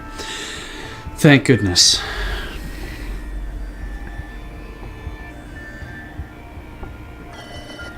So a guy spills a cup of soy calf. What? Soy calf spilled into a console in the animal testing wing. The terrible snap of shorting circuits, coupled with a stench of ozone all over the building, emergency lights flashed and alarms blared. Building went into quarantine mode. Doors locked and shutters slammed closed, all trapped like rats. We were not afraid. Sure, the malfunction would have fixed within the hour. Did not know what was coming for us. Glester's Devil Beverage had done more than initiate false quarantine. It short the locks in Billy's cage. The albino basilisk slipped its bonds that moment the reign of terror had begun.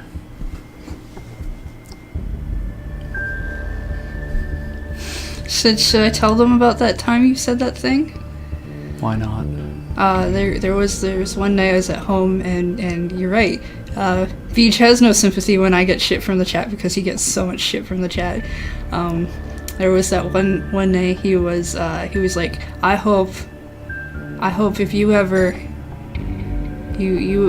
streaming that the chat gives you, like, the chat harasses you as they harass me. No, I didn't mean that way. I meant in the way that like they bug me.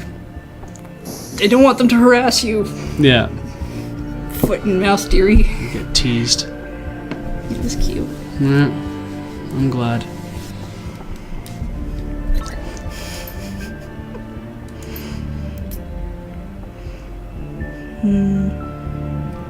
We should take a break. In a minute. Okay. Comlinks don't work in here. No matrix access.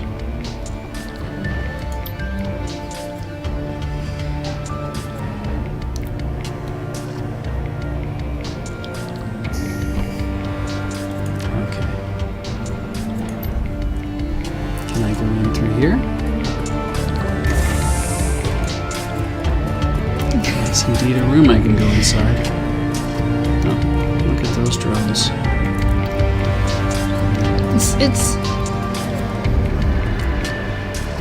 I mean, I am sorry I don't remember saying hi to you, Lord Hosk, but it is kind of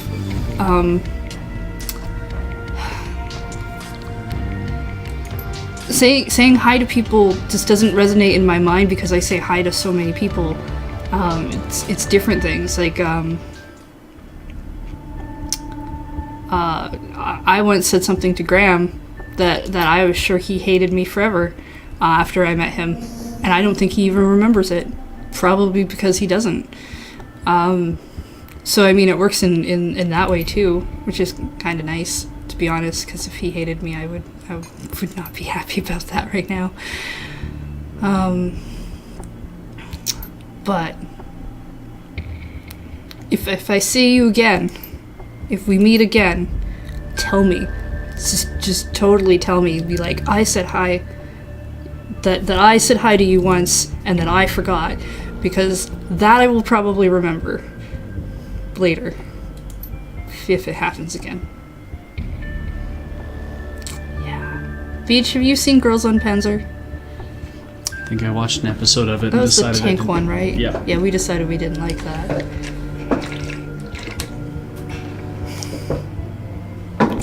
I'm glad you'll still love me even if I hate you.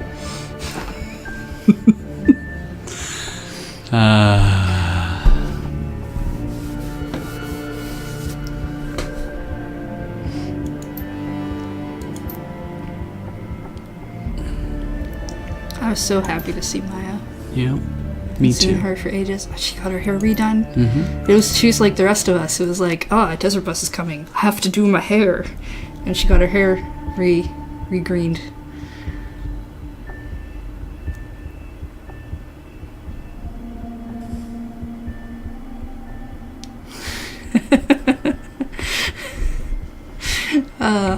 Lord Husk is now crafting his PAX Prime hello to Heather moment. Oh, good.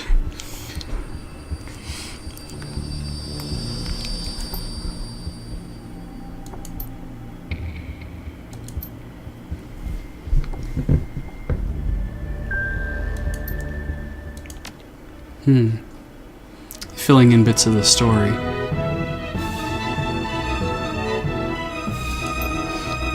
Yeah, no, our mods were quite excellent in that regard.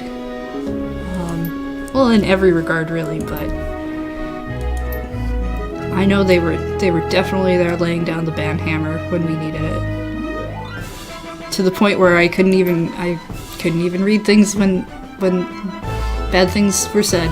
They were there very quickly, which is better. It's better for us in the room, especially to not have to read those things.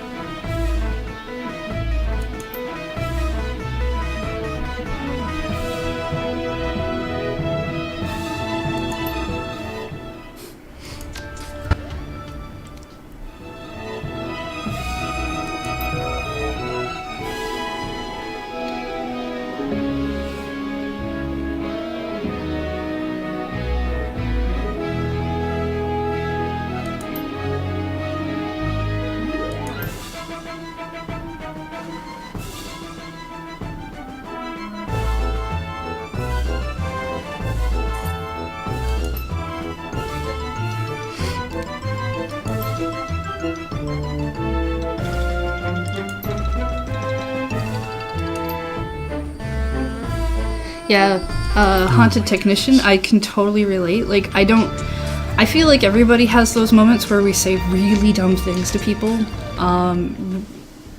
Not even on purpose, because we're excited or we're not thinking about how our words might sound to other people. I know I've done it a few times, and I will think about it for days.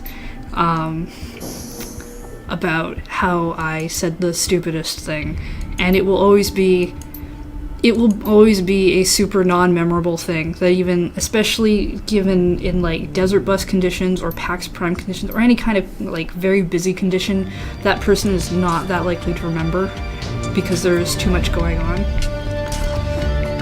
which I'm super thankful for so many times.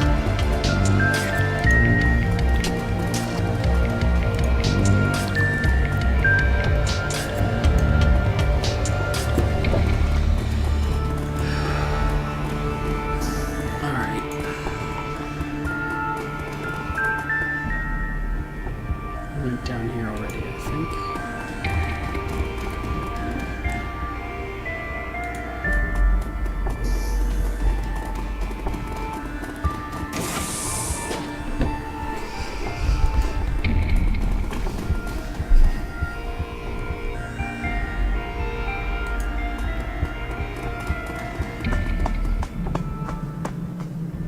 Alright, so now we're in the sewer, and there's a giant, bloody great basilisk down here.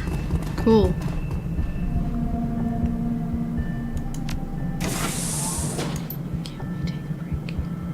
Yeah, we probably should do that. Alright, break time. Please enjoy commercials. We'll be back in a few minutes to take over and keep going. See you soon.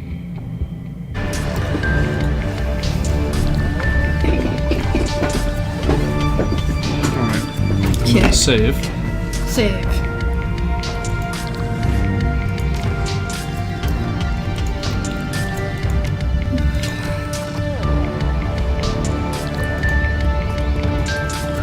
Can we go in here? Apparently we can.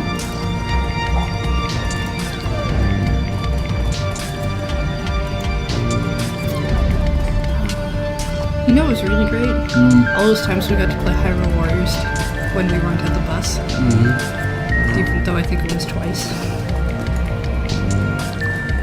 It was nice to do something not Desert Bus related in the off time.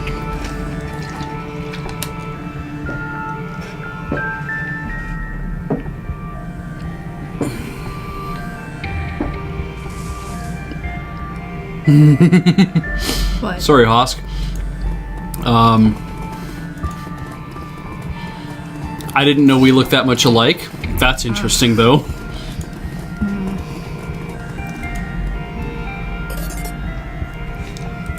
I know I mentioned that one time about how we should kidnap children, but I really didn't mean it. That's good.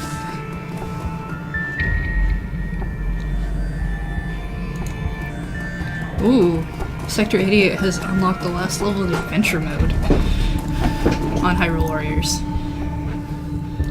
We've been mostly That's playing. the map mode, right? Yeah, we've mostly been playing it as a how would you put it? I don't know. As to not go. Oh, there's the basilisk and there's the hellhounds. Rad. So we've been mostly playing it as what? As like as cooperative. Oh yeah, no, we've been playing it together. We spent a lot of time on the map. We still have not completely unlocked the map, but we did finish the main storyline in Legend mode the other night. You missed something at Point Blank Range. Jesus. You can give him a scrub ticket if you want. I don't think it'll help, but Tiger.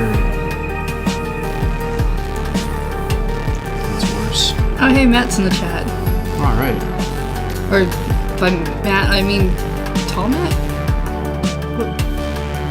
Go Prince Matt. Yeah. Yes. Okay. You're totally not recovering from Desert Bus. That's good. So he's on fire. That's good. He's also hurt a lot. Maybe I'll take him down. That would have been so good.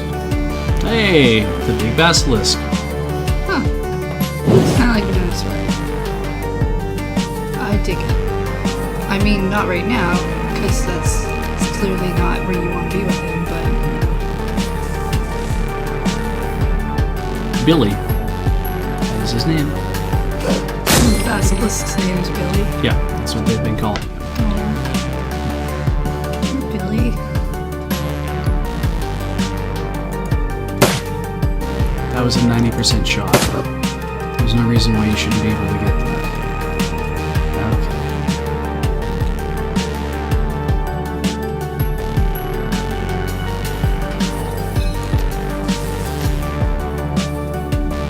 So it's blocked. Okay. So, we're gonna go for a walk. Go over here. Okay. And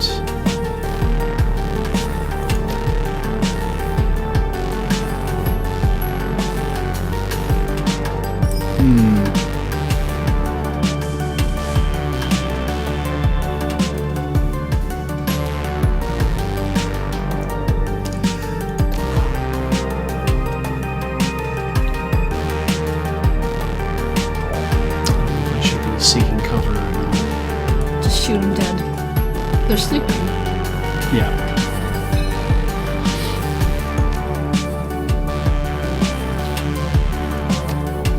That's good. Let's use that. Okay. Takes everyone's damage down for 3 rounds. That'll be handy. And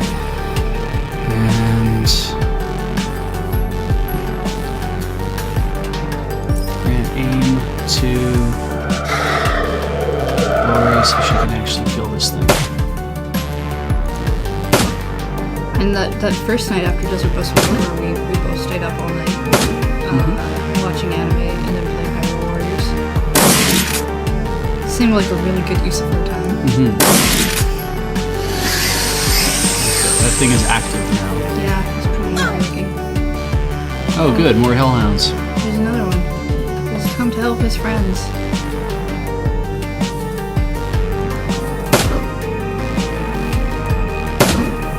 We need to do way more damage.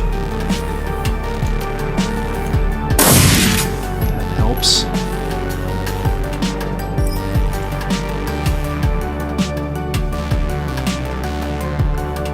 Ranges of 6 or greater, reduced accuracy. Still unbalanced. We're not going to worry about that just yet. Take an aim shot.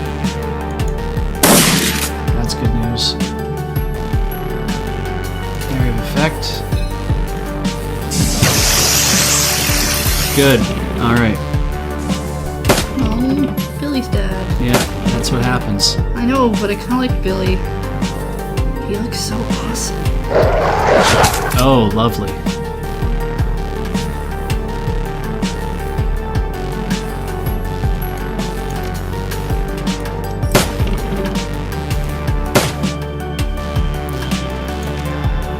Get him out of here.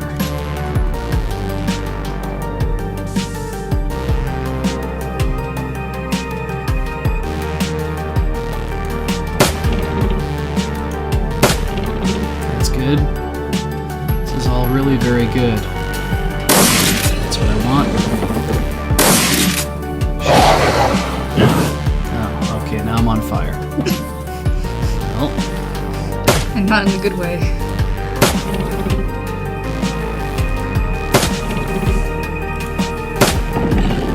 done. Oh, look, your fire went away. Yeah, I'm not on fire anymore. Okay, I picked up the executive key card from Billy.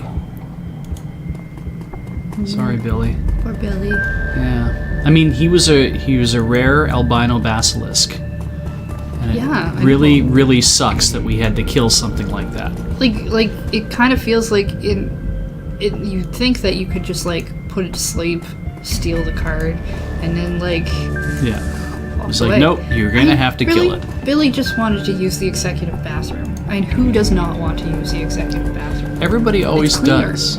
It's, you know, what's funny is working. Like I would assume that working where I work, that I would run into more people like being clean in an in like the local bathrooms that are in our area that nobody else use. And I walk into our I walk into the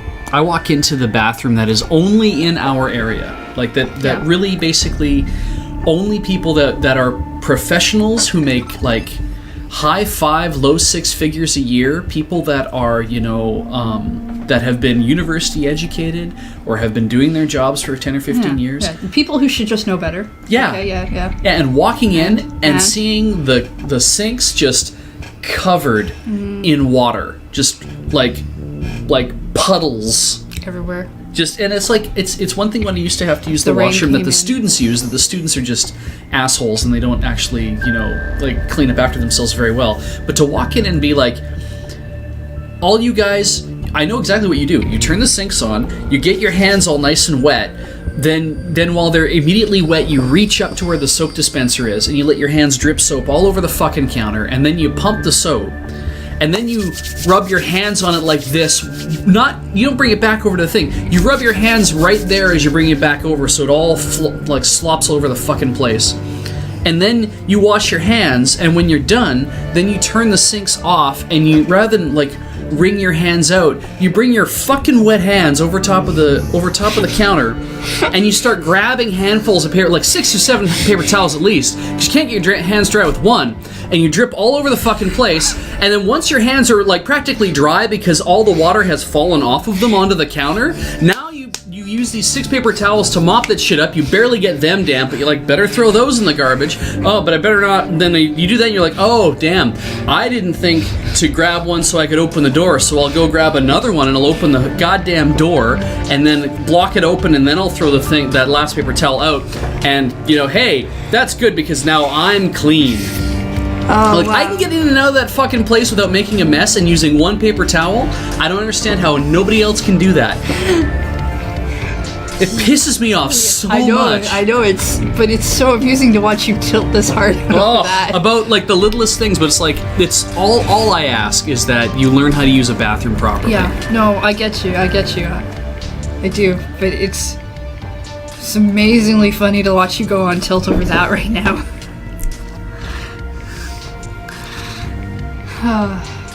Yeah, now I feel like the show's really started.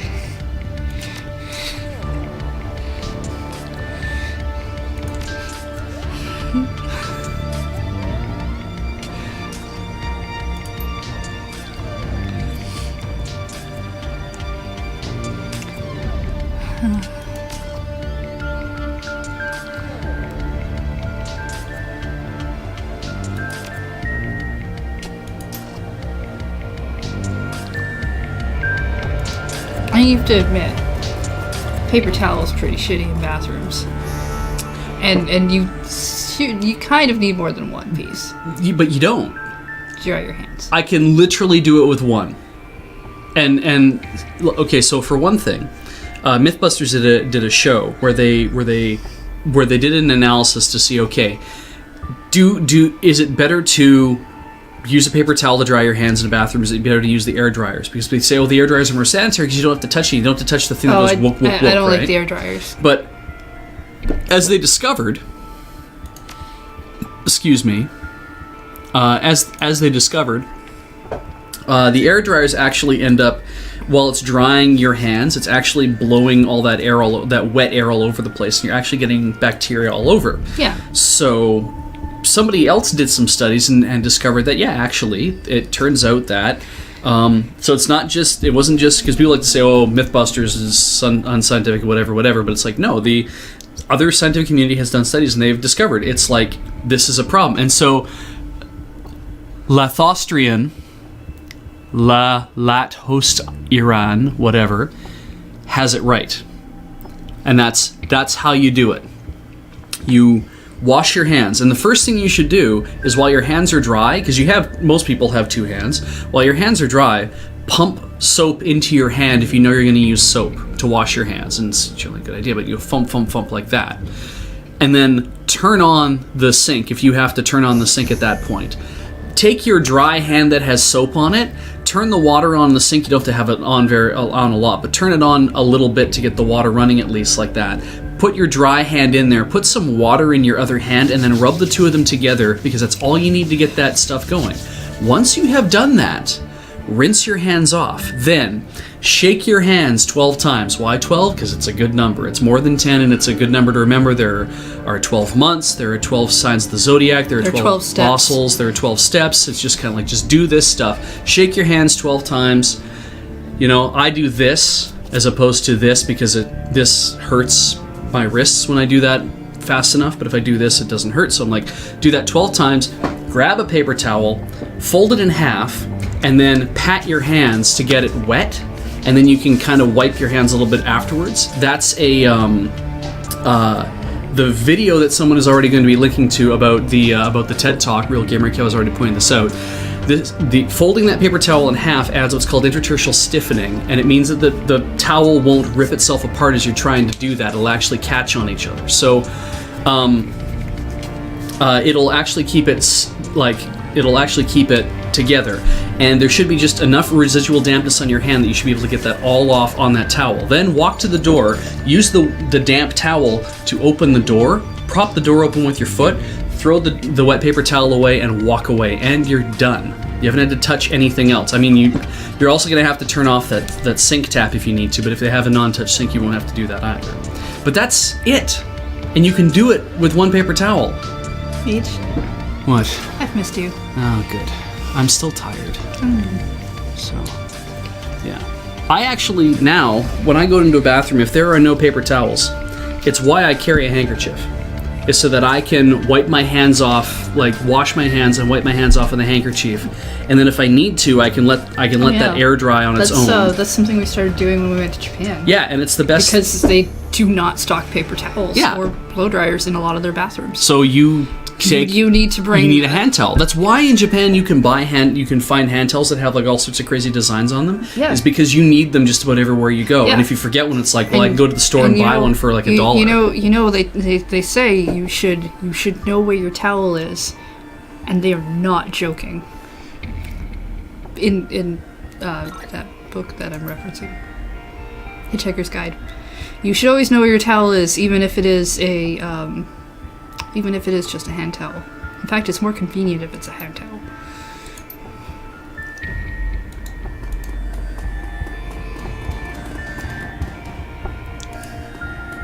See?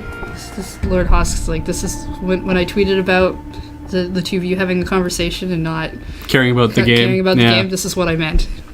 Yeah. Yeah. I agree with Arclight. Having a public washroom with a door is kind of ridiculous. Yeah. Our society really likes doors, though, if you've noticed.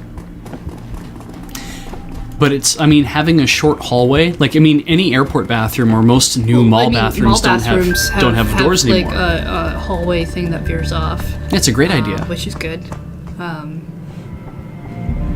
Okay, so this brings me down here, which is not where I wanted to be.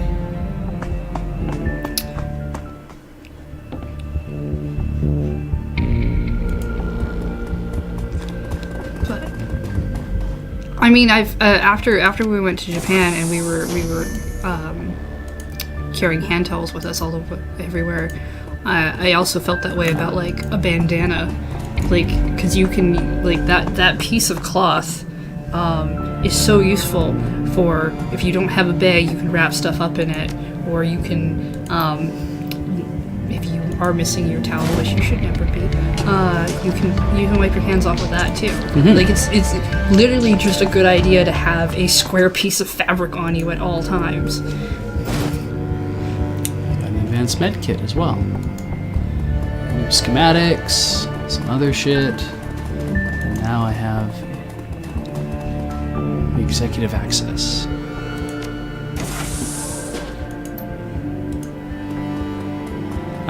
He's so happy he can Run away. Well, he wants to get to the snack bar. Oh, wait. This is it? Yeah. We've been recovering a key just so he could get snacks? Yeah. Well, because there's also other things in here that we need, but... Oh, okay. Because I'm like, we could have just brought him snacks. Yeah. If that was all he really needed. Yeah. He wants a respectable supply of non-organ-based foods. He doesn't have to live here anymore, but he probably will. And I gained a karma, so that's good.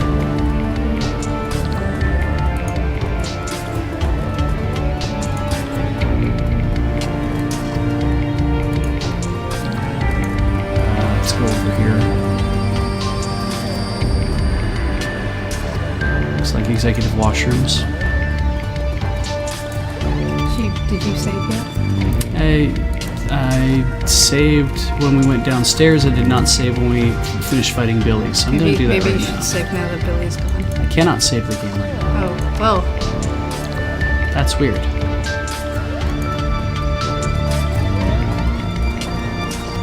BioWare samples. Got it. Now I just have to go back. So that's all we have to do now, is we get to live.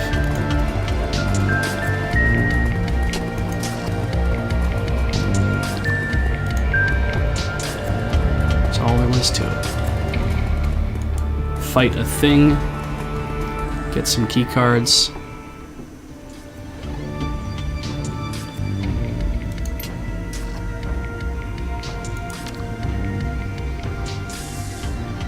Man in suit.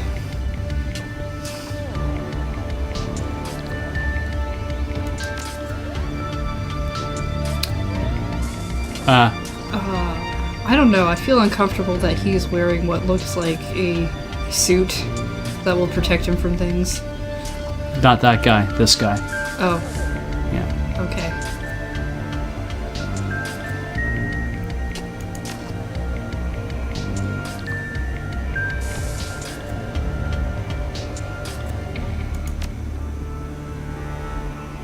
Aha! They set up a quarantine the building, put the camera up there. Do these guys in suits have blue hands? Oh my god. Oh my god.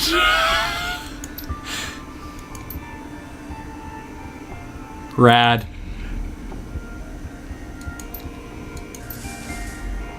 As for you, Oh no. peasants, rise and defend your home. This is gonna be so good.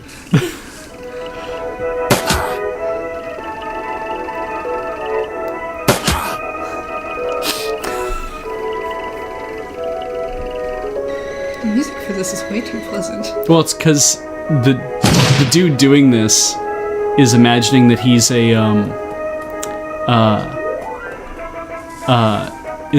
he's imagining he's one of these Night Kings of Lightning Hold or whatever the name of the thing was. So now I have a whole bunch of allies on my side. Sweet. Dietrich needs to get the hell out of the way and hide somewhere where he has really good cover. I'm gonna say here. And... oh, that's me. Damn it. I wasn't thinking about who I was looking at. Who's an easy kill here? I should probably concentrate on this guy. Okay, I need an easier kill than that. Actually, she needs to hide somewhere good too. Right there, that's fine.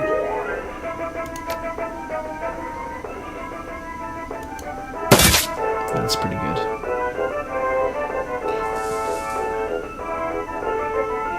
Tiger needs to hide somewhere good too. I bet you Man in Suit is worth taking down. Let's just put her over here though. It's a good spot to fight from. And Iger can hide over here. That'll be fine.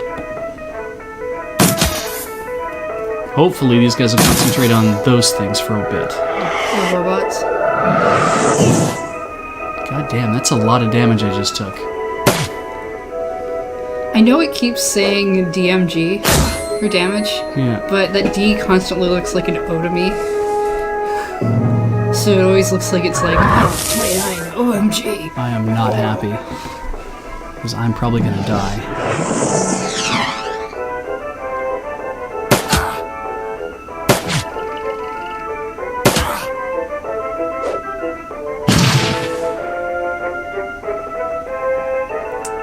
I've been wounded for a lot.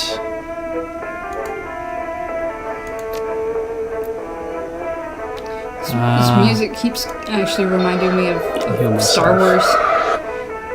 Like there's a couple beats in it that just kind of feel like they're gonna go off. Okay, that's good. And then Glory did what? And she shot this guy. And she did it again. That's good. And Iger Shoot the people. shot this guy. And the other guy. And then she shoots him again. Oh, that's so good. It's very satisfying. It's quite the weapon they've got. The shotgun? Yeah, sure. I wonder if I can... oh, maybe. That's good.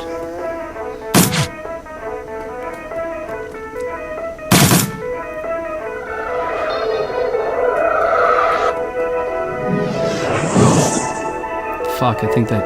okay. Whoa. So that thing That is my problem.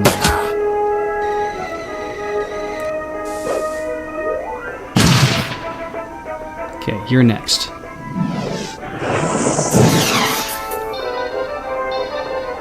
I'm gonna die if I'm not careful.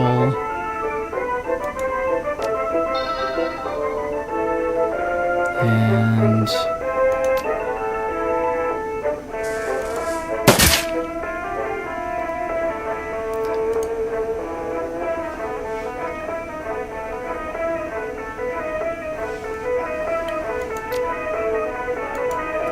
Glory's gonna do this.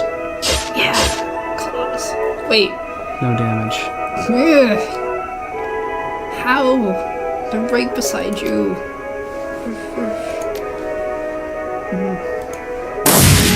Oh, good. Oh, good.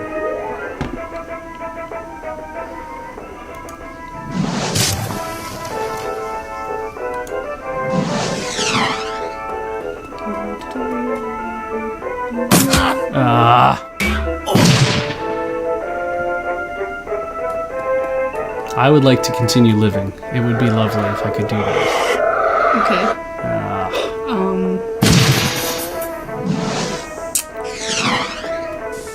Like, that would be just the best. And I'm not doing very well. Can you... My armor is broken. Oh no. I am sucking down medkits incredibly fast.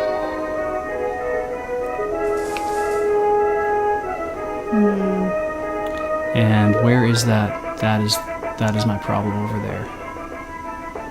Okay, let's see if...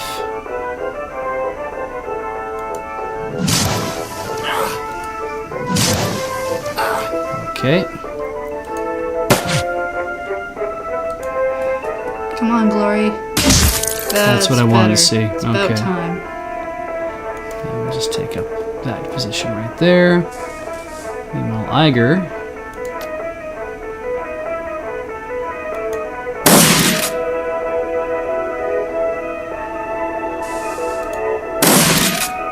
That's not bad. Hopefully I'm not going to get completely destroyed. Once they attack the robots. That's all I want.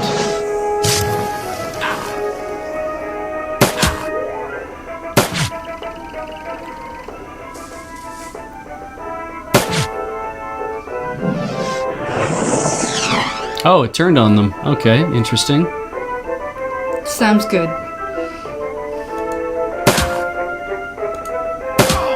Yeah. Good. Okay. Alright, good start. You might make it through this. Now, does Glory... Glory picks on the Conjurer.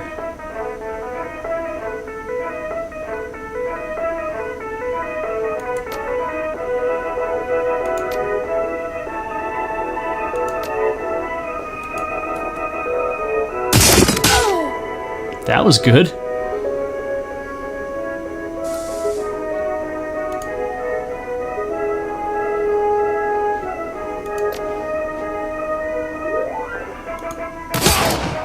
That's good news. Good, good.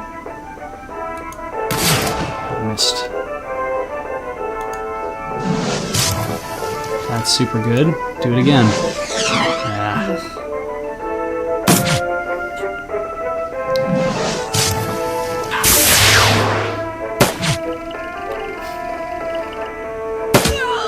That's good. And that guy went away. Let's see if I can hit him from here. I hit him. I'll try again. Didn't think I'd make it. Ah.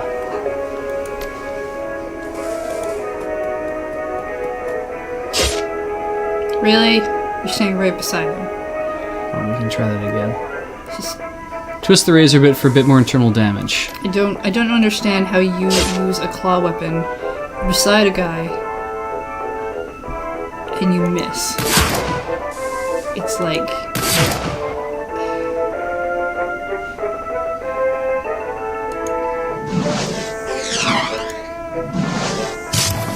That's not bad.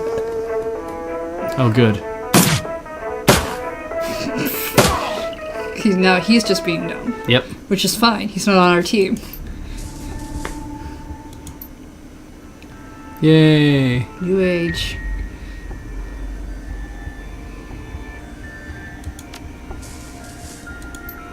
Hooray. He was crazy, but I got my things I wanted. I don't know. He seemed like an adorable kind of crazy. Yeah. He wasn't terribly... he wasn't certainly not a dangerous type of crazy, so that's good. Let's roll out a bit. Let's just go home. Oh, I know how Cam feels every XCOM stream. I tuned in once.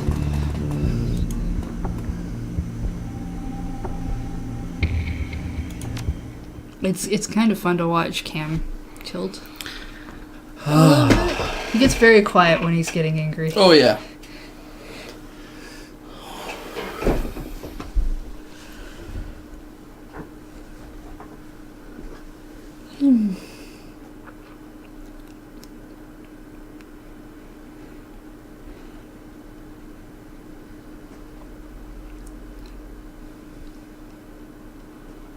All right, so I have a ton of BioWare with me.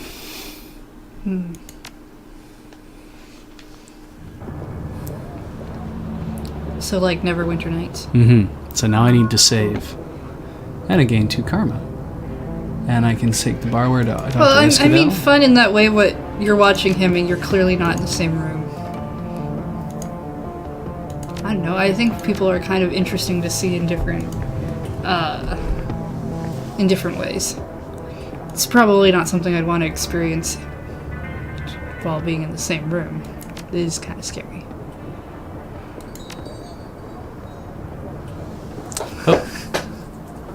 Sorry. I've already donated all the money I can donate, so... Cow of Justice, enough BioWare to make Mass Effect 4. Mass Effect 4 confirmed. Really, it'll be Mass Effect Nights. Oh, Neverwinter Mass Effect? No, I meant more like Baywatch Nights. Wait, what? It'll be like that. I don't know what you're talking about. I need to go find... When you say Dr. Escadale. Baywatch Nights, do you mean like Nights with a K or Nights with an N? No, with an N, the TV show. I don't know what you're talking There about. was a TV show. I believe you, but I Yes. don't know what you're talking about.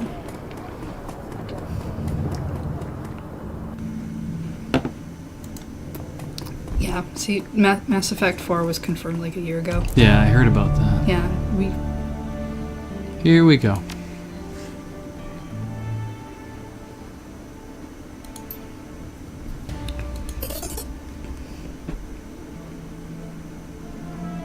He's given me nothing.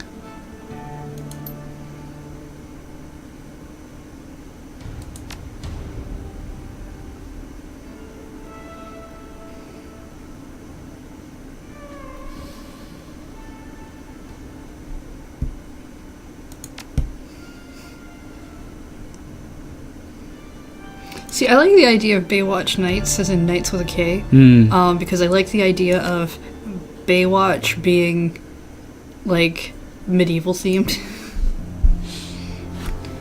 just giant guys in completely full chainmail guard running down the beach in slow motion. Yeah. Just clank, clank, Yeah. clank. Huge, heavy footsteps clank. right into the sand. It's just... That sounds hilarious. That I don't know if I'd really want to watch an entire series on it, but I would watch, like, maybe a minute. That'd be pretty funny. Alright, so he did his thing. Also, you can have this Bliss auto-injector.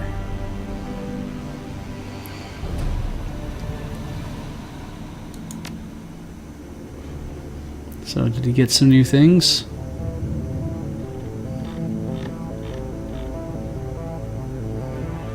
So I could just go nuts and start putting cool things on me.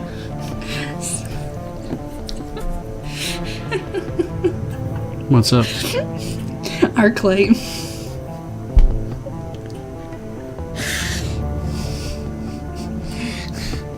You're welcome. I didn't make you do that. I didn't make him do that either.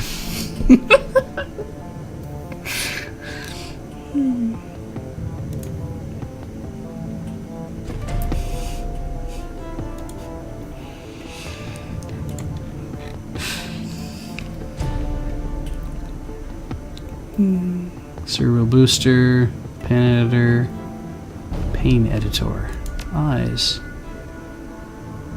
So this is when we go all Ghost in the Shell, right? Yep. Sweet. Where do we put the brain in the box? Bright lights. High energy flash bulbs hidden in a cyber eye. Temporary blinding an opponent. Huh. I'm a laser that can designate a target, making it easier for your team to hit. Data check concealed inside a cyber eye. Oh, that's kind of cool. So I could literally just hang that and then get rid of my data jack and put something else cooler in my head. Something cooler in your head. Mm-hmm. Beej, something cooler in my head, dearie.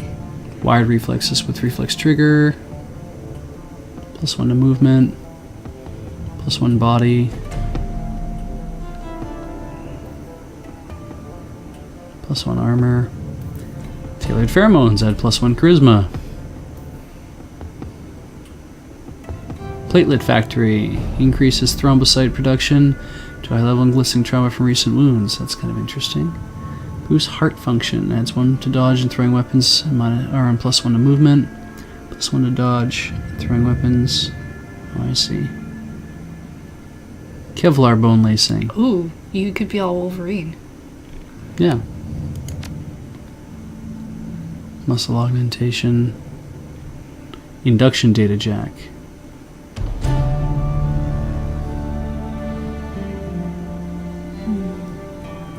That's pretty cool. Move my data jack onto my hand.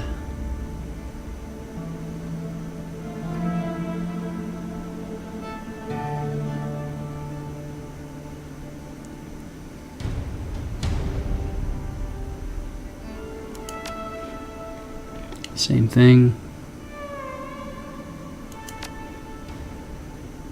Enhanced articulation. Coats and lubricates joints, serves the legs. +1 dodge, +1 quickness.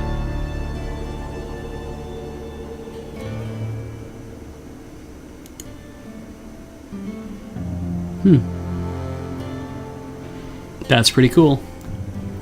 So yeah, part of the issue is anything that you have takes essence. And so anything that I hang on my body, it's going to then Take some of your essence away. yeah. So you have to be careful about how much you Bend. yeah. Yeah, okay. I usually don't do much augmentation because I always feel like I should probably do it for this game because I normally would not do it that much. Like I didn't do it in the last game, and I don't like the idea of doing it because it's kind of like, oh well, the like if you augment and you also have magic, Yeah. your magic gets worse because you need essence for that, if I remember correctly. Oh, okay. But since I'm going as kind of a decker for this, I could outfit myself with a bunch of cyberware, and even if I end up burning all that and just getting to like, that helps. That's like extra buffs, and then who cares if I have a lot or not? But something about the flavor of it makes me feel like if I do too much of it, I will regret because it'll be like, oh, I'll have lost a lot of what makes me human. I keep chopping off my body parts and replacing them with mechanical things. Exactly. And now I can't go back. Yeah. And what was I thinking? I could regret this. Exactly. And I feel really weird about that. And also I only have 5,000 Nuyen at the moment. Like I could take more out, but then it would mean I have to do more. I have to do more things. And so I have 8 karma to spend. I could up my body so I can get more hit points. I could also up like some of those other things too. So if I did that, reduce damage, get more hit points.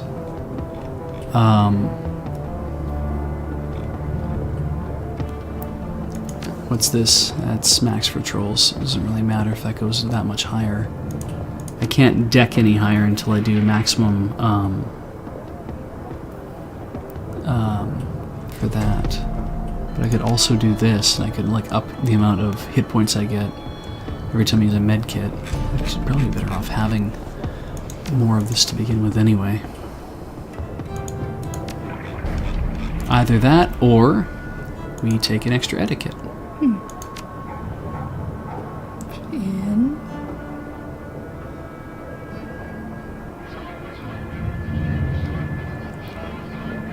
In what? I don't know. That's the problem, right? Is that trying to... Well, I mean... You don't know what's coming, so it's like, well, do I feel...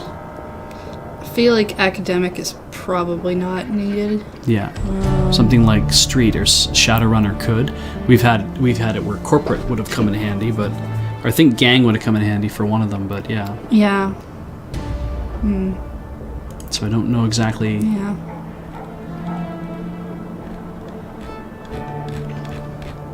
Alright, well let's exit that for now. And those are still fine. So let's go back to... here.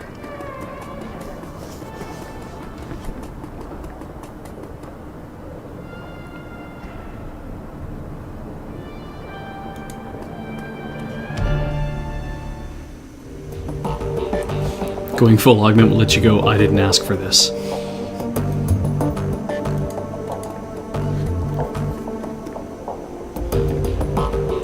He didn't come along, so he wouldn't know. I wasn't there, bro. Oh, right. Sorry. It just always feels like you are. Like it. Always nice to have you around. I need to go to the washroom again, sorry. Alright. You just go into the bathroom. I wonder if we should just take another break quickly. We could just do that. Let's just take a break. I'm going to take a break, guys. We'll be back very, very soon. I know it's only 45 minutes, but we'll be back in a bit. Okay. The home stretch, guys. Another 30 minutes left. I do feel like there's probably a lot more things to do here, though, still, I think. Like, I'm not sure what the next step is after this. Kitty Kai Bitzer got the same WoW ad 5 times. I'm hoping it's that one with the ogre Oh, yeah, thing. just It's breathing. Like, and you're just kind of like, ew, really? Why? Oh, pending. Here's a few things. Herr Schmidt, a potential client.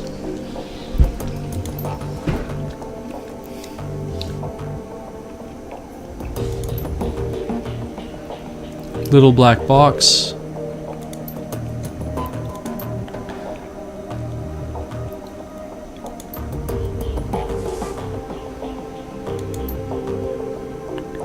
AG, Chemi Europa. Working company ride project. Very secret, very new.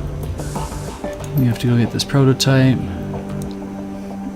It's called Mark 6 or MKVI. It was that one. What's that? The ogre face. The Oh, one that breathes. yeah. Rad. The one that when it came up too many times for us when we were watching Sailor Moon Crystal on Crunchyroll, we were like, hey, look, he's got like this thing on him. He has a and pierced that's- tusk. Why? Like, and there's 2 of them. Like, why would you do that? I don't know why you would want to pierce your tusks. I can understand putting the band around it on the other tusk, but actually piercing your tusk, it just seems like you're damaging some integral structure to your tusk there that you might want to keep.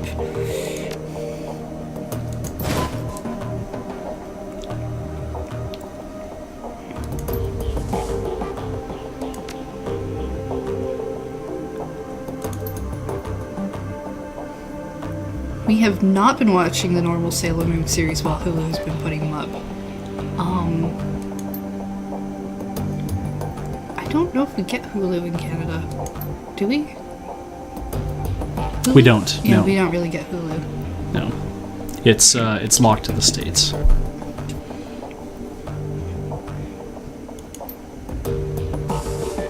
Sharing Farmer AG. Besides, I have it all on DVD. I could watch it whenever I want.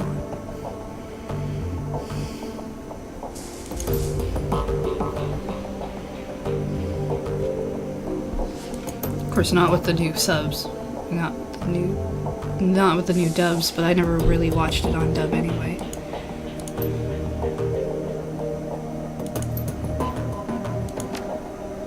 All right, we won't do that. We'll do the prototype extraction because that sounds like fun. Don't think I had any pay data I had to post. Nope.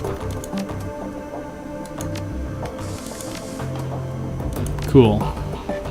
All right, so now we have a new thing, and I'm probably going to need way more medkits than I currently have. Yep.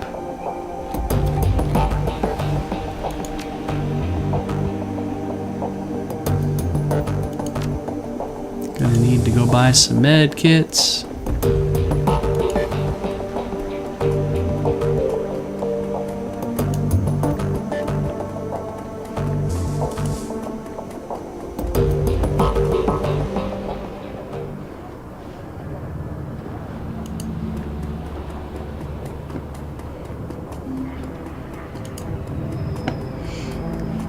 Oh, you know what I binge watched the other night? What's that? Young Justice Season 2. Oh, how was it? Oh, it's so good. It was about alien invasion this time. Last season was about clones. Ah. There was some clone stuff this time too, but it was about alien invasions and aliens essentially referring to humans as the meat a lot of the time. I was personally really excited because they make reference to a character called Static Shock who had a series in the 90s that only lasted like a season that I enjoyed as a kid. And they also talk about the Blue Scarab a lot more, who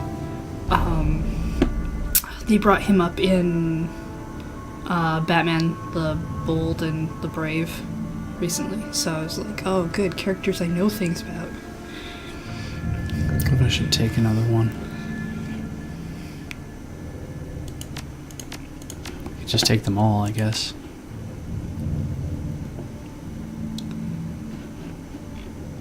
Right, Blue Beetle. Blue Beetle, not Blue Scarab. He has a Blue Scarab, but his name's Blue Beetle. I'd recommend watching Young Justice. It has a long storyline that's very good, as opposed to the monster of the day type thing. Yeah, better. It's kind of a shame though, because at the end of season 2 you can tell that they're setting up for more, but it got canceled after the second season, and they replaced it with a show called Teen Titans Go, which I'm not sure if that's good or not. I'm sad that they were like, oh, this show, it's really good. I guess it could get canceled now and we can start a different thing. Especially since Teen Titans Go is not that different of a lot of the characters that they show in Young Justice anyway, I think.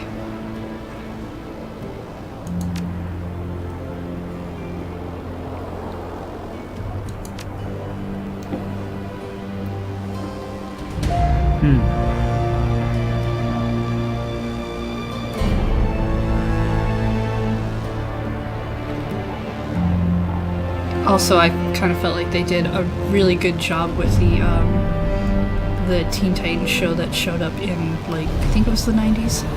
Might have been the early 2000s. So I don't really feel like they needed to do another Teen Titans show.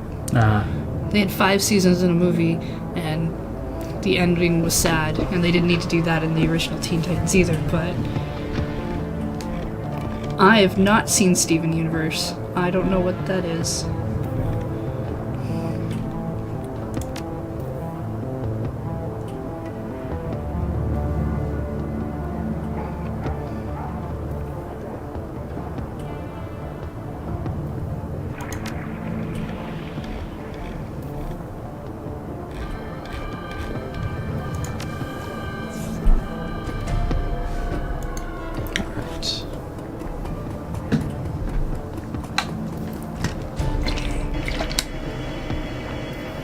Oh, Big Hero 6 is out in theaters now? Yep.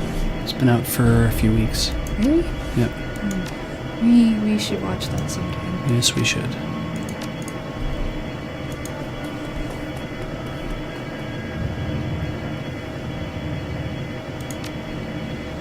Alright. Glory, Dietrich, Iger. Or do I take Dietrich? It's probably fine.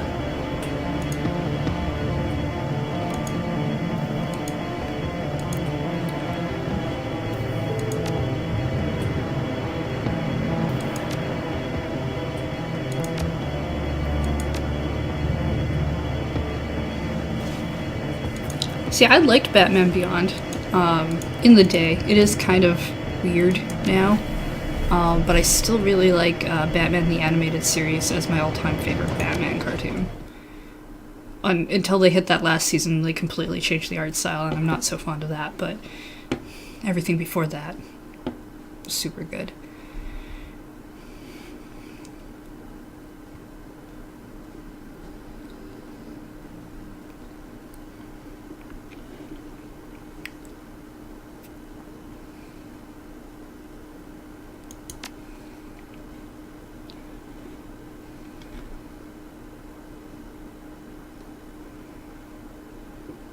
I don't think I need anything else. And I've actually been told that Batman the Brave and the Bold was really good, so I watched all of that. But I didn't care for it as much because it was very episodic, and every episode was very much like, let's feature a different superhero. And that's, well, it's good, it's not what I wanted. So...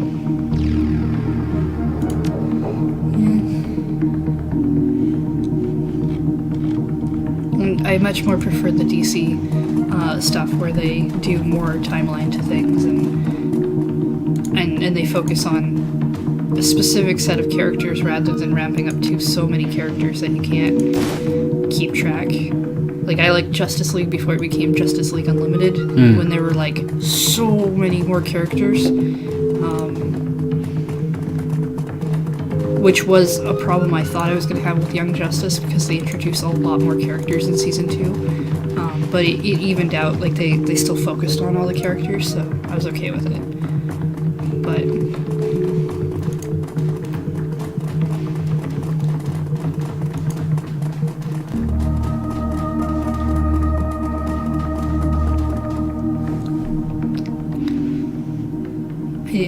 I know the universes are large and filled with many characters, but I just kind of feel like if you want to have more of those characters, they should have their own series and not weird episodic things in the middle of other things.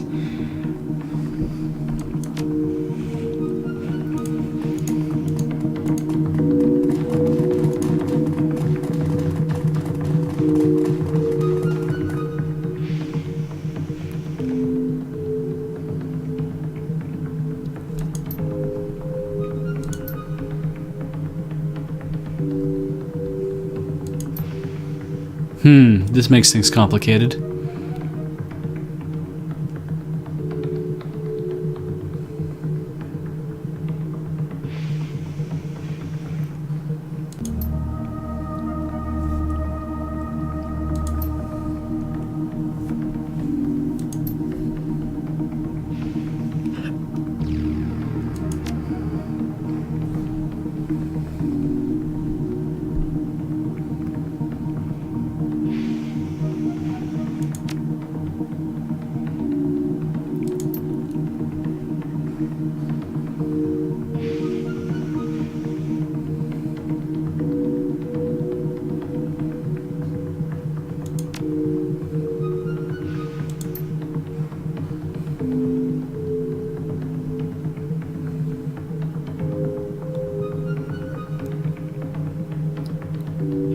We gotta make a decision now.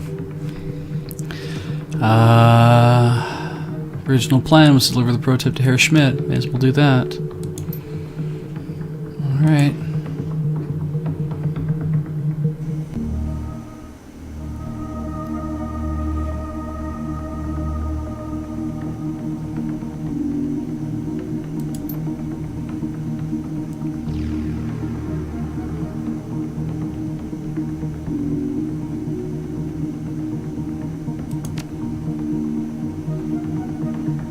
Cool.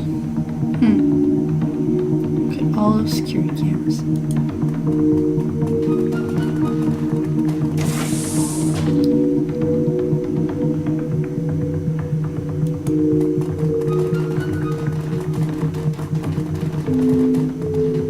Security room. Oh shit.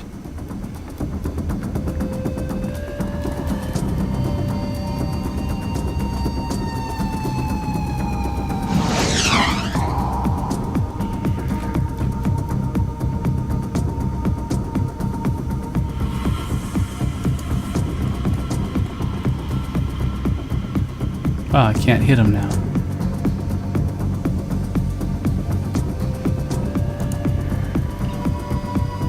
I may just end up doing this over anyway. That was good. I guess I put him to sleep, so that's cool.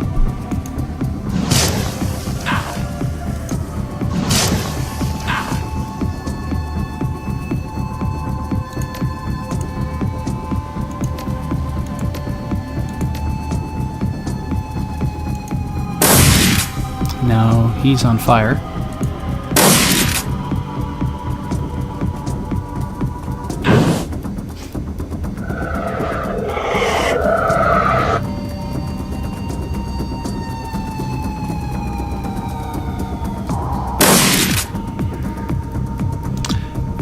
Iger, if I remember correctly, has grenades.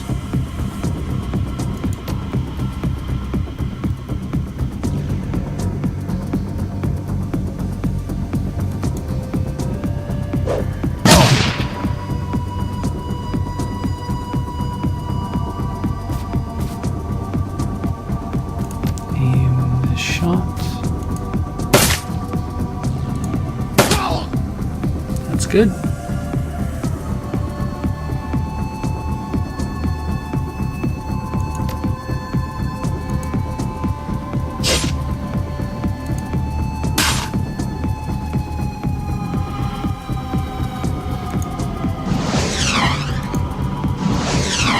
Can't you hit that person? Great if you could hit that person.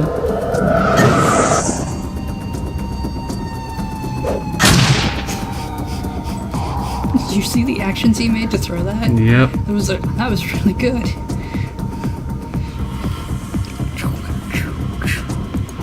So good.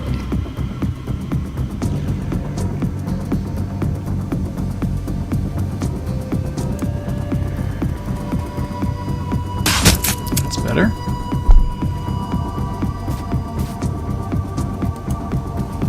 Ah. Better.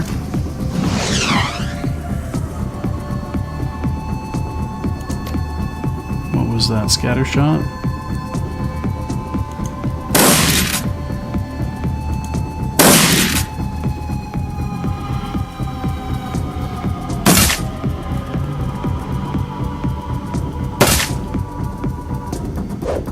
Crap.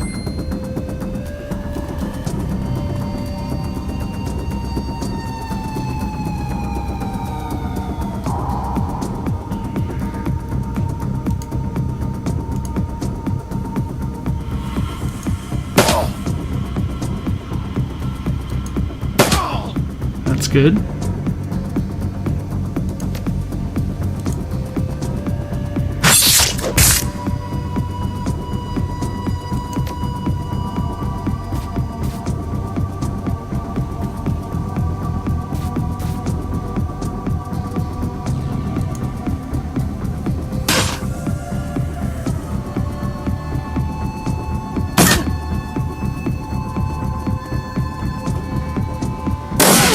Oh shit, that's no good. Iger's awake though, and she has a gun. It shoots very long distances. Very long distances. Sometimes. Well, 57%. Oh, okay. Dietrich is still on his feet.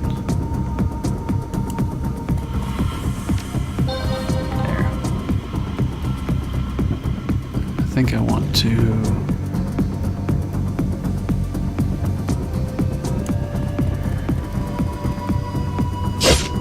Damn it.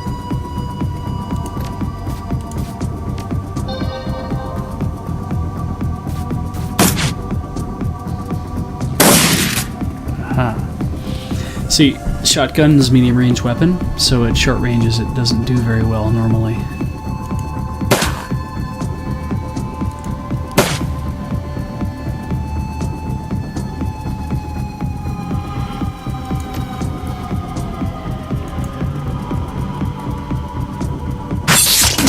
There we go. Maybe we'll get her behind cover. Actually.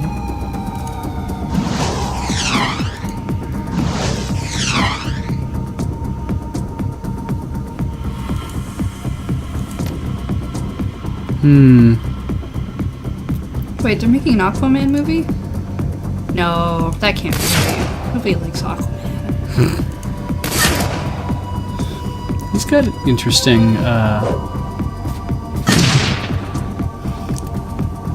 he has an interesting story. Does he? Yeah.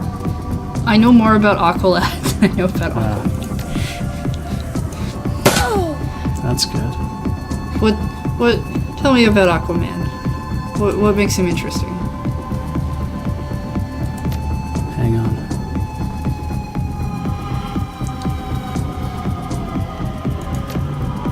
Because I think the only thing I know about him is what was mentioned in that 1 feet dump Here we go. about him taking a bus so he could bring everybody and use his aqua powers.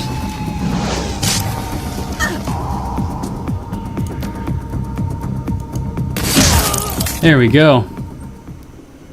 That was very easy. No, it wasn't.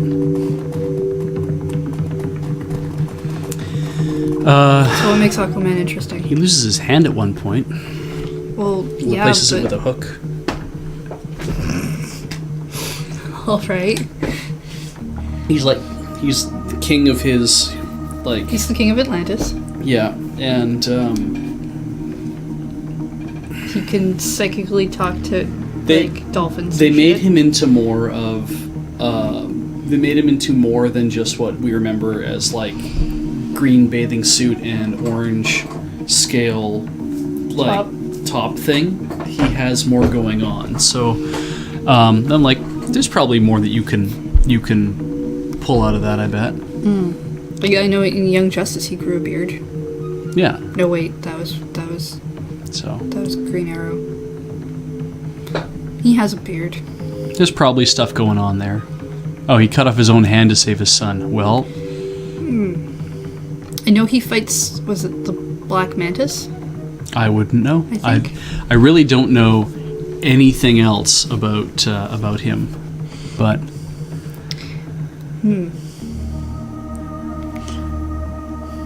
I mean, if they make a movie, I'll probably watch the movie. that's It handy. just seems weird to me that they would pick Aquaman.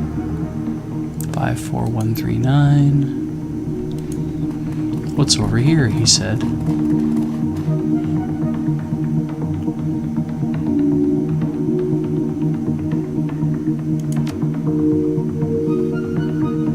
Actually, I don't know if I need that shotgun because I don't really have. Yeah, Black Manta, whose son is an Aqualad, because they brought that up in Young Justice.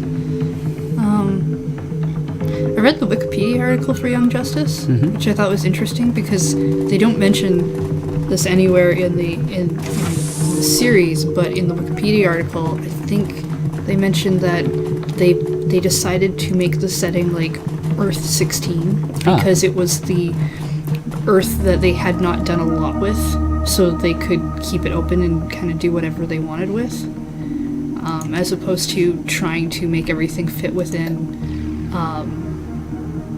a time that they already had a lot of stuff constructed on. Oh, okay.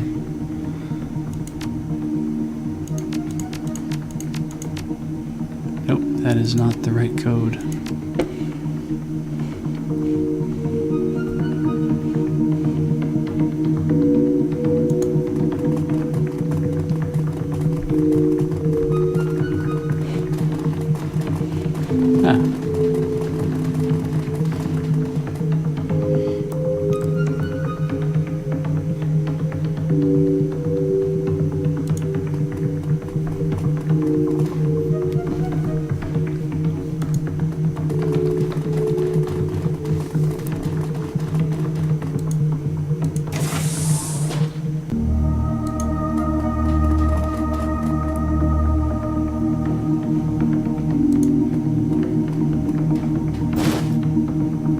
Medkit.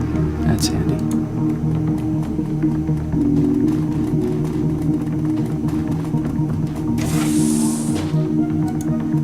There's a bar. What's on the bar? Drinks. Get a drink. Yeah. Ah. Oh, if you had socialite etiquette, you could examine the bottles. Mm-hmm. I would know things about stuff. Probably not that interesting. You should just grab a bottle.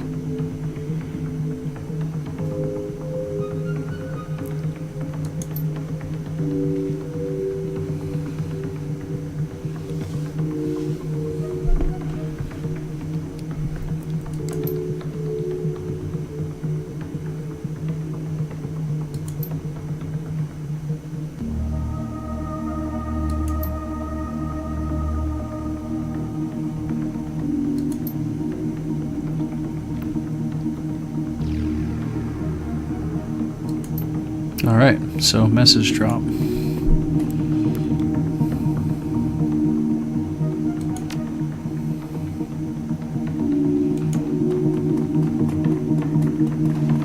Need to find some data files.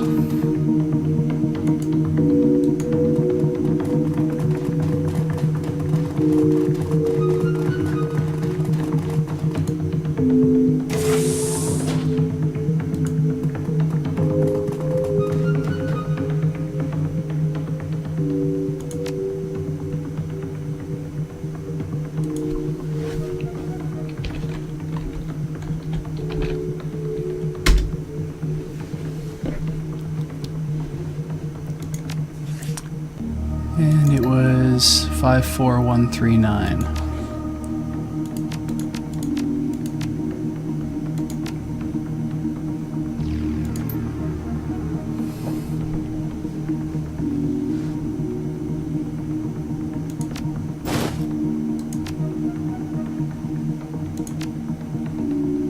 Oh, I do not have VP level access because I do not have decking 6.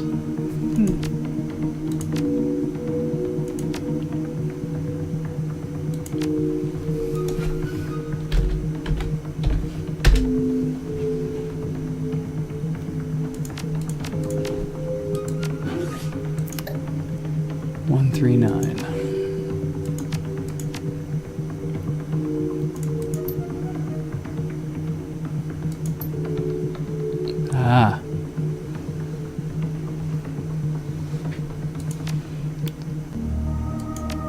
I'm going to need a code to get visual record, or I'm going to need to make a lot of karma.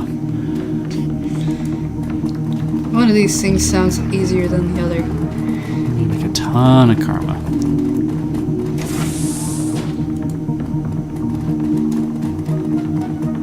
Ah, toxic gas detected, laboratory lockdown engaged. Alright.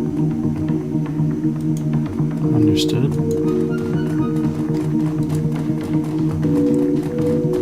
There's some dead dudes in there.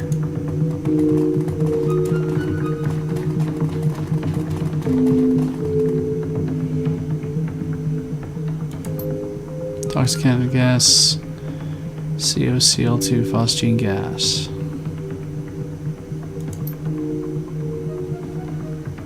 Ah, I don't know anything about that.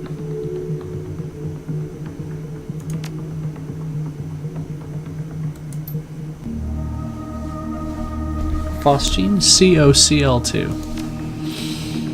Let's go back to the library.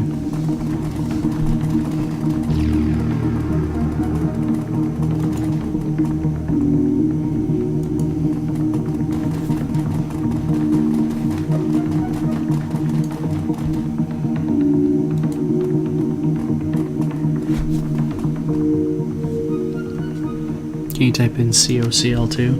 COCl2? Mm-hmm.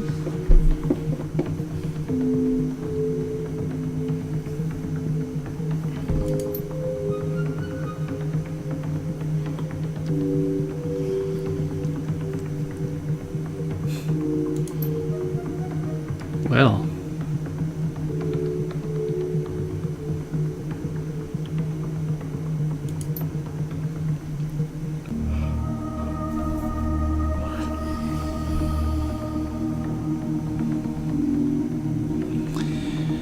Sodium bicarbonate or ammonia. In this case, ammonia is probably the problem. NH3. Okay. Or ammonia is what we need.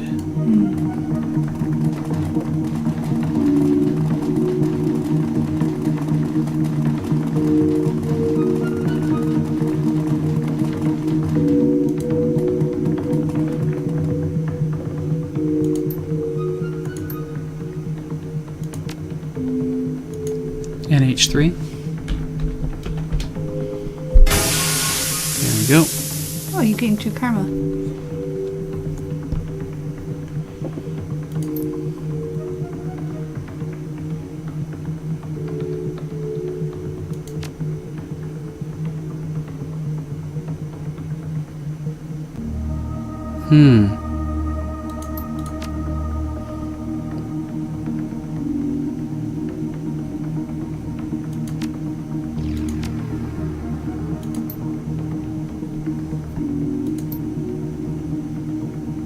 Rad. Now I can go in there. Neat.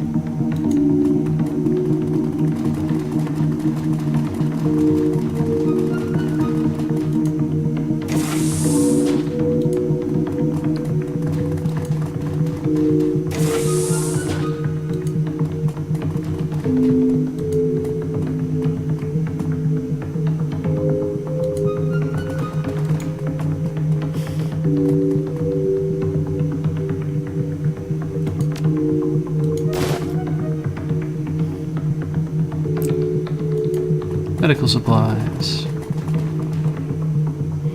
Nope, sleep schedule's still completely forked. So maybe we'll have better luck tonight.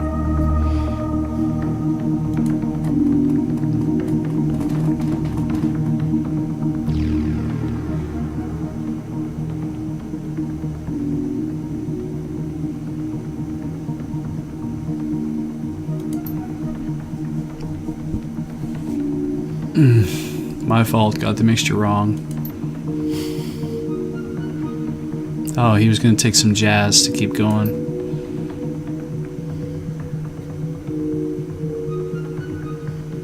So, how Sophie's pest isn't ready to be just tomorrow, best when I think about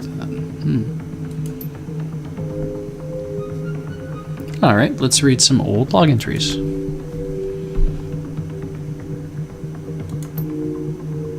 Formula 17.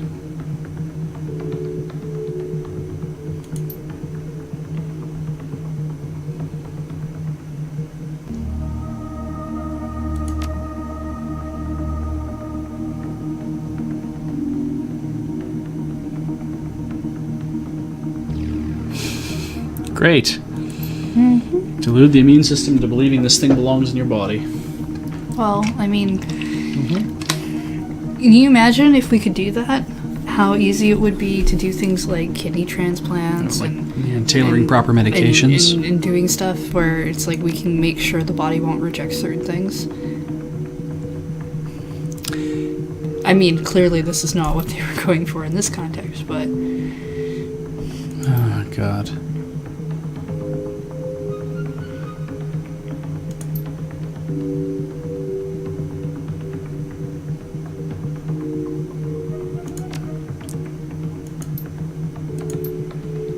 Alright. So, now I'm caught up on what happened.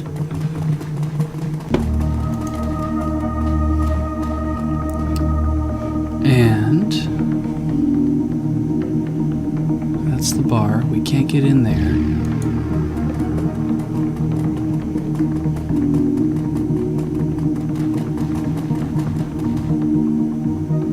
Annika Schroeder.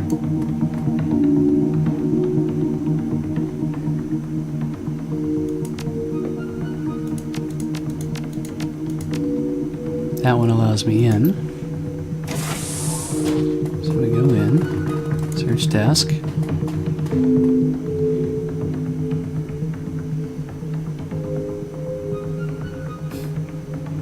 Rummage through the lewd love notes.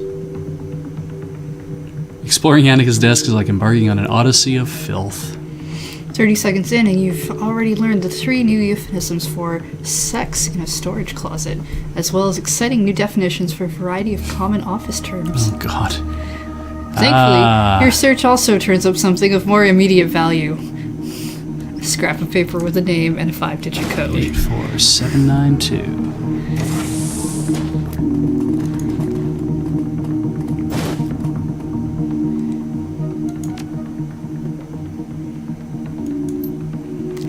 They Alright. moved all the info to the digital archive. Makes sense.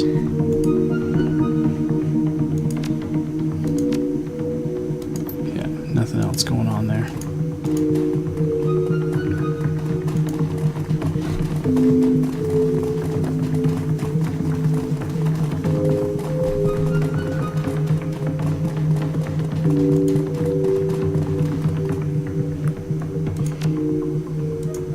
Atlas?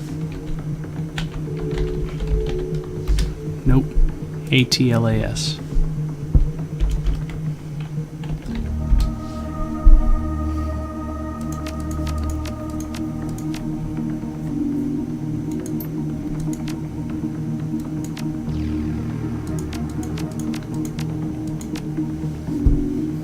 Hooray.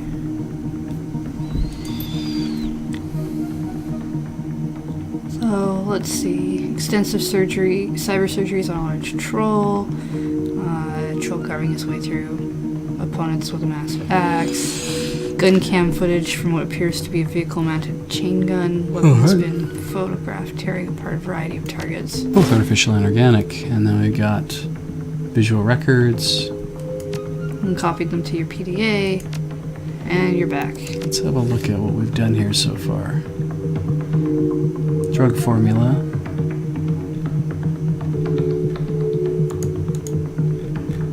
I would assume that the drug formula is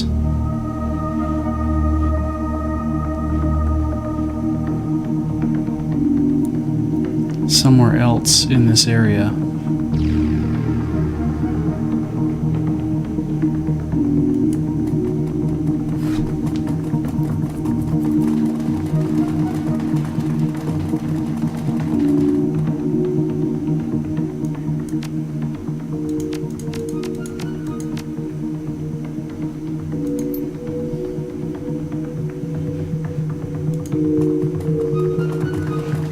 So what did I not find yet? Because the drug formula is what we're missing. Drug formula, it said 2 of 3 data files? Yeah, So we've you're discovered missing- 2 of the 3 things that we You need. need a 3rd data file. Did you find the prototype? The drug formula is what we're looking for. Maybe that's with Project Atlas, but I thought it would be in the lab.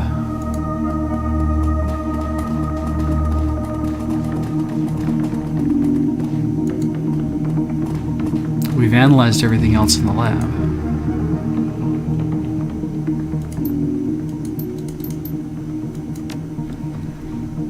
And they're all... Wait, they all say they're password protected. Oh, none of them appear to be password protected. We've read all of them anyway. But there's nothing else in here that would give me a hint.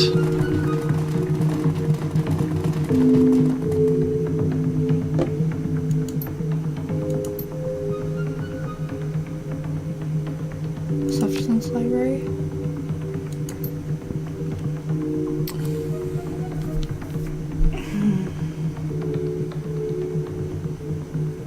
Why can't we access the substance library again? Because you have to go to the direct terminal access.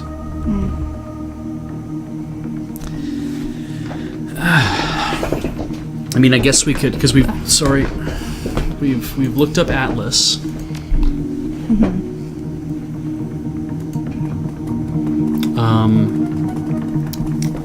We tried Mark 6, but that just takes us back to Atlas. We could try Phosgene, but I don't know why that would help.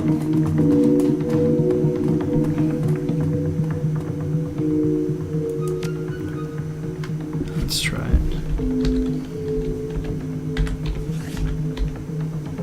That didn't work at all.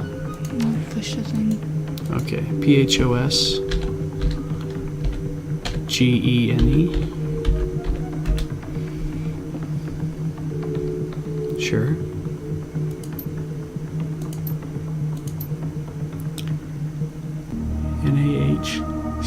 Alright. Let's try that. NaHCO3. Okay.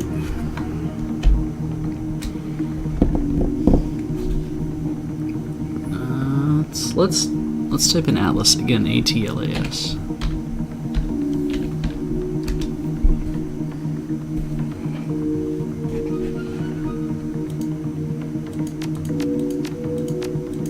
Because I think we've done all this stuff.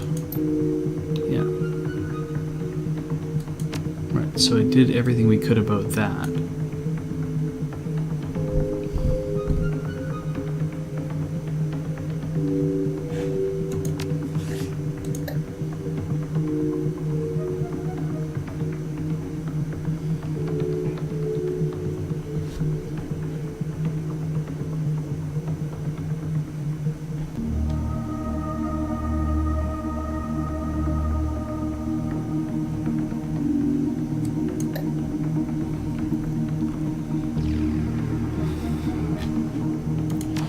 I don't know.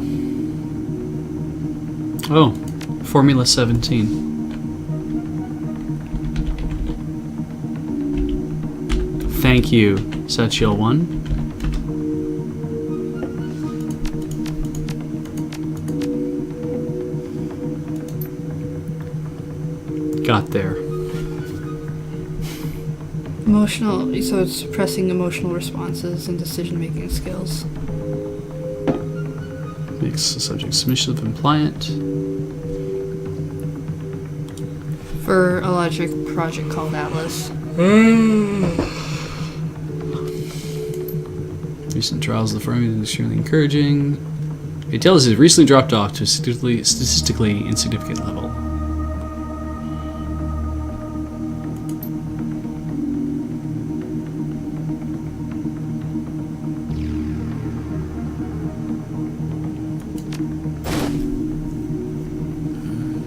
Yeah, that was the third data file. Yeah.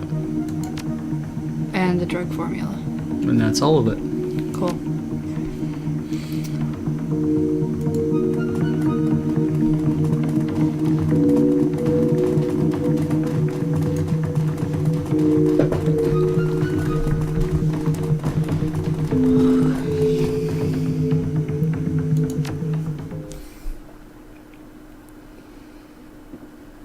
It's a level. Okay. The elevator whisks you upward toward the executive level 25th floor. As expected, the run has been relatively smooth sailing so far. A chime breaks the silence as the elevator glides to a stop. All we have to do is find it.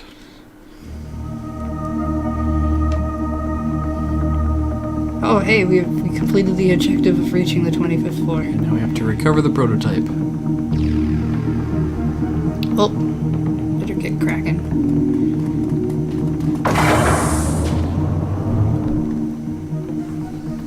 Oh dear. Your security feed has been terminated. Instead of command view of the 24th floor, you find yourself staring at a blank screen. Well, that can't be good. Generally isn't.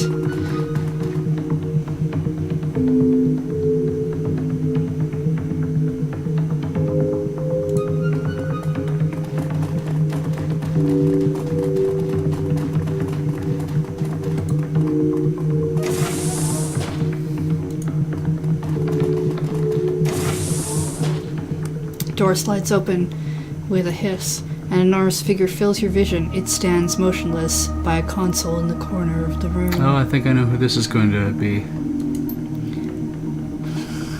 Almost every inch of the thing is covered in a dull steel and gleaming chrome. Its mechanical arms end in articulated hands that wouldn't look out of place on an industrial machine. Bulky, cumbersome things, designed for crushing power than finesse. Clutched in one of those crushing hands, a chain gun glints with a sinister purpose. Yep.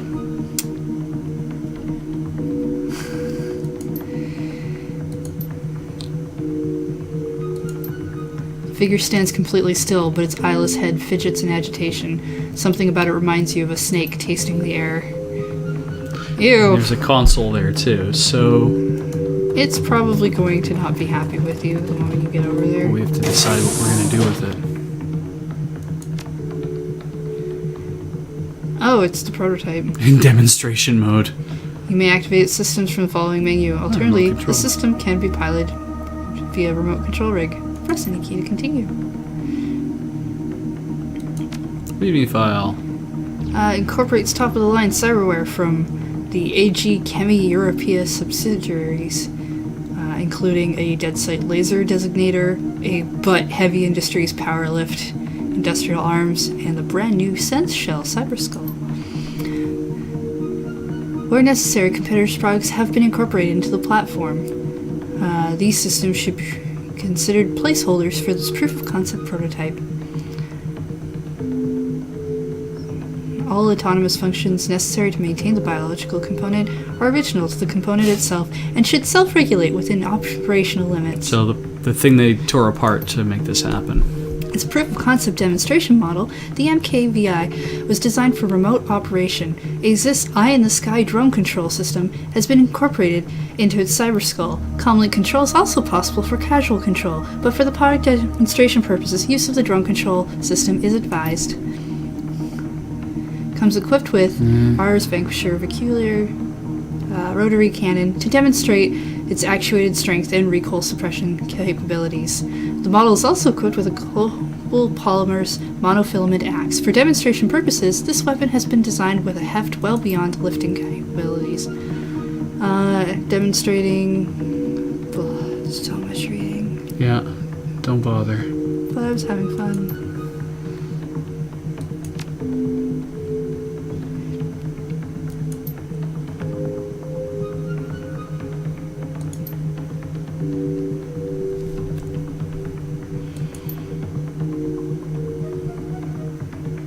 Beej, listen to me. We have to kill this thing.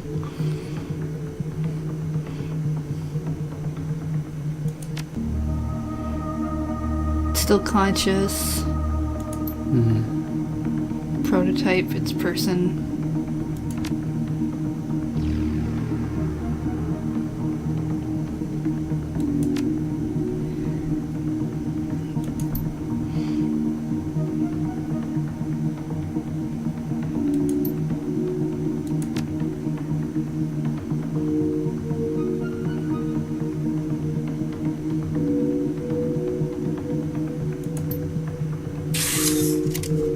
Activation complete. Hooray. Follow protect protocol engaged. Awaiting further instructions. We have to get the hell out of here.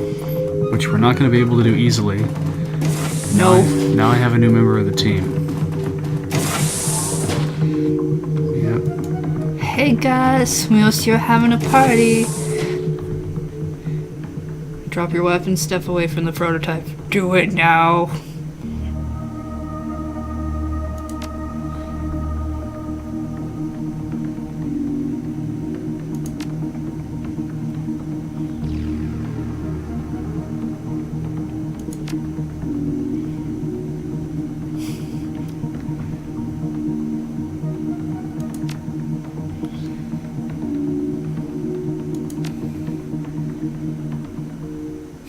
Jesus, that's a big gun.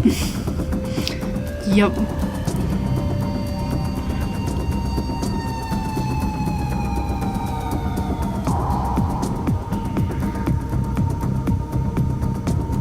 Let's find some cover.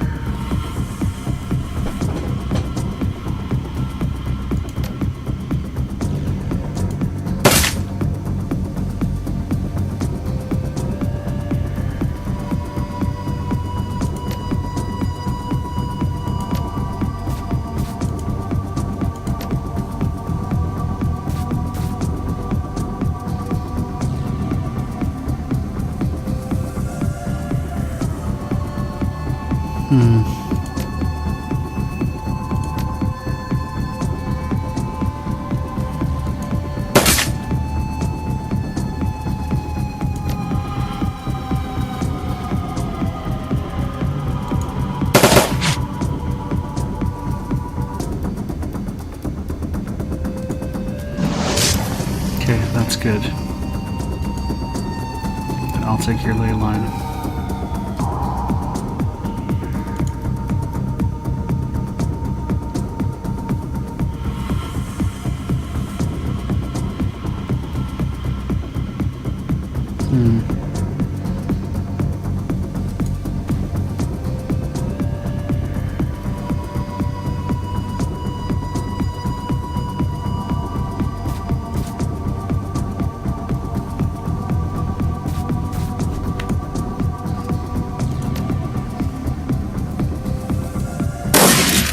It's not bad.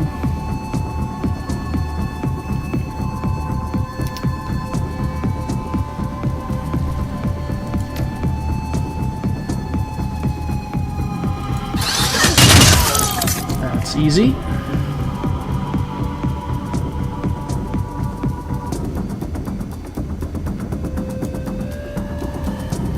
An FAP.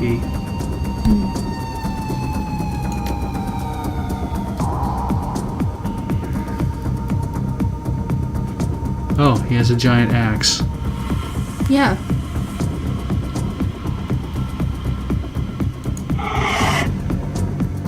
That was part of the video. Mm-hmm.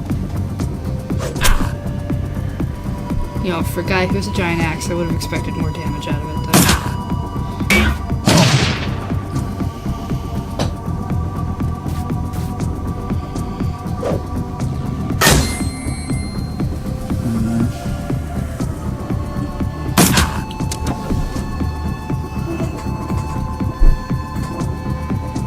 No, I see.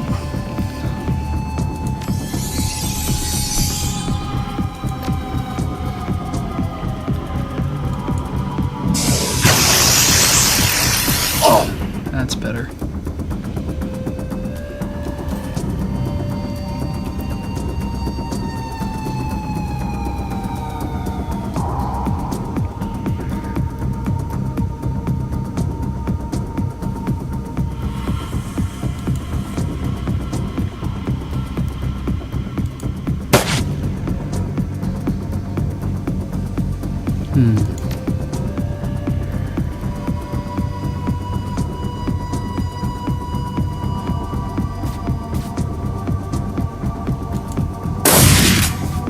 Really? Seriously, dude? You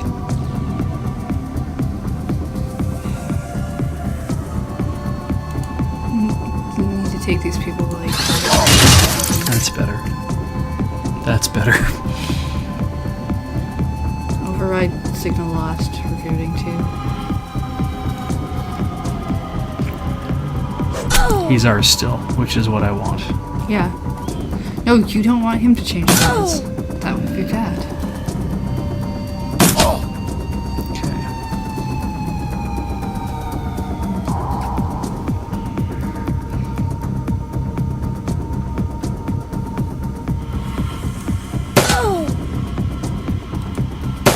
Ah.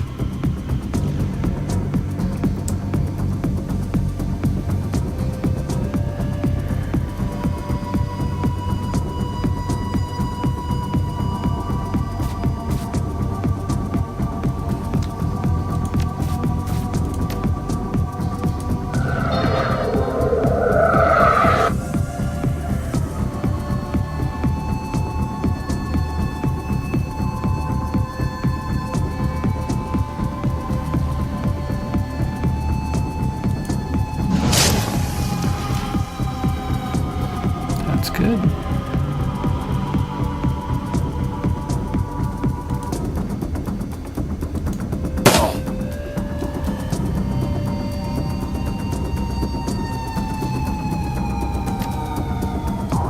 What was that again? Scatter shot.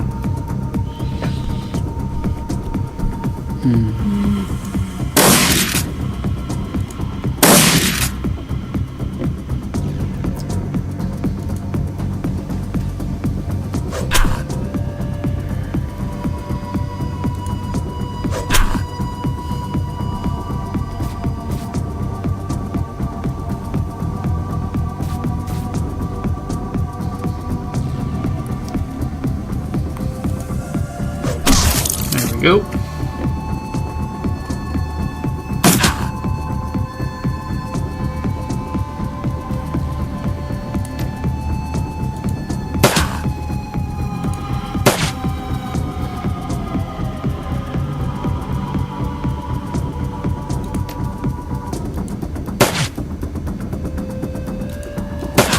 That hits.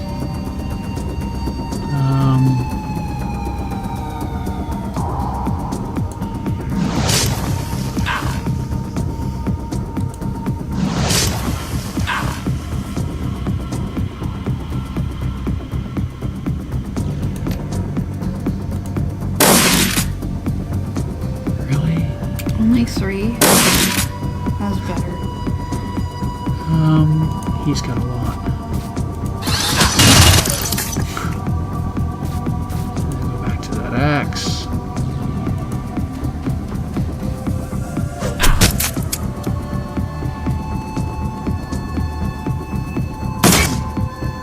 Oh, blocked. Interesting.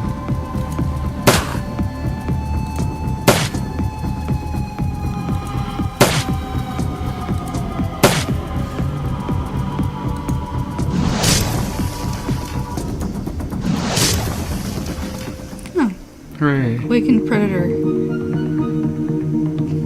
Achievement progress 15 of 30. I didn't look to see what that was. So can we get out of here?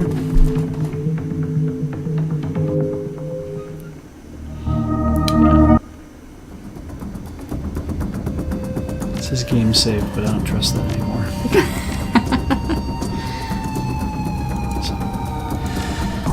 Yeah, the reason why I went after one of the guys who was asleep is because he was a rigger, and if he was going to take control, I didn't want him to. Yeah. Because I'd rather not have to fight this giant thing. So there is a lot more happening here, and it is 9:30. But we're going to call it, and we're going to have to come back next week and finish this fight then, and that'll be fine. Yeah. Agreed.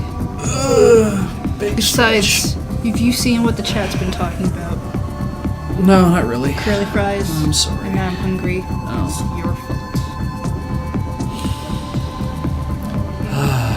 But this has been a the Post-Desert Bus edition of Beej's Backlog. I'm Beej, and this is Heather, and we're very happy you joined us tonight for watching Shadowrun Returns, Dragonfall, the Director's Cut, a standalone game from Harebrained Games. Very, very good. I'm enjoying it so far. No idea anymore. We will, of course, come back to this later. I'm going to just exit the main menu for the wicked awesome sounding. I'm gonna go home. Gonna eat non-curly fries. Food. I like the title music. It's good music. Yeah, no, the music's good. Yes. So we've had a very good time tonight, and we hope you've had a very good time too. And if you liked what you saw tonight on Beej's Backlog, I implore you, please stay tuned tomorrow for IDDQ Derp. We're starring Alex Stacey at 2 p.m. Pacific Standard Time. And as well as all the rest of the shows that happen throughout the week. If you want to see what Loading Ready Live is doing, please visit loadingreadyrun.com or lrr.cc. If you have a mobile phone and you don't feel like typing everything in, you should be bookmarking that. And on Loading Ready Run's website, there is a schedule that shows you what is coming up in the oncoming week. And while you're there, you can also check out all the videos that Loading Ready Run does, including our weekly sketches, which will be coming to the close by the end of the year. Our most recent sketch that went up is the Desert Bus opening credits. Styled after a 90s era sitcom. Yeah, it's pretty good. It's pretty damn good. Pretty good. I like the it. music was written by Bradley Rains and performed by Andy. Yeah, Andy, I believe, wrote the lyrics for that. So yeah. Do check that out, but we also do a lot of other things, including Crap Shots, which are comedy in 0 to 60 seconds. You can find those all over YouTube, of course, linked off of our site as well. You can see the stuff we do for the Escapists, such as Feed Dump and Unskippable. You can also watch Friday Nights, which is the series we do for Magic the Gathering for Wizards of the Coast. And on top of that, there's also things we've done in the past, like Strip Search and also Tabletop Deathmatch. If you've enjoyed all that, then obviously we would ask that you please subscribe to the stream, though, if you do enjoy supporting the stream. And if you are unable to subscribe to the stream for whatever reason, that's quite all right. We do ask that you follow as well, because following is a good way to be alerted of when everything is happening. Exactly. And I would tell you to go check out Desert Bus for Hope 8, but that's now over. But you can go to desertbus.org to have a look to see how much money we raised this year, $631,000, which blows my mind. That we managed to put that much together, but that's fantastic. And thank you to everybody out there who donated for Desert Bus for Hope, because it was fantastic to have all you there, and we had a great time, but man, we're exhausted from having to look after that. I would also say to, if you like the stuff that I do, if you think I'm funny for whatever reason, and God knows I wasn't tonight, but if you do think if you want to check out the things that I do, you can check out Snap to Chaos Theater, which is my improv troupe. And there's the logo right there, snaptochaos.com. You can also check out videos of the stuff that we've done on YouTube. It's right here, so just want to put my arm here. That's I don't care what you're doing. Yeah. It's But we do ask, obviously, go check out the website. not even paying attention. And you can see the stuff that I do with improv and everything else like that. You can also check out Late Night Dub Fight at www.latenightdubfight.com, or is it latenightdubfight.tiltyhouse.com? Either of those will probably get you there. Ian Horner's Late Night Dub Fight. Late Night Dub Fight. I think there's a .com of that. It's just latenightdubfight.com. It's .com. It's on Twitter as well if you want to follow, because he will post when new stuff goes up there. And you can watch all that there. But that is essentially the collection of things that we have been doing so far. We thank you very much for tuning in and watching us. Like I say, tune in tomorrow and all throughout the week to see other games by other people from Loading Ready Run. We've had a great time being here tonight for you. I'm eager to go home and have a drink of something, probably dark ginger ale, since I have some of that now. Oh shit, yeah, we got some of that in the fridge. And I'm going to enjoy a bit of that and just kind of chill. And I hope Maybe you guys try to chill sleep too. tonight. Get some normal sleep like normal people. All the sleeps. And in the meantime, we hope that you guys have a good night, and hope to see you again next week. Please take care of yourself.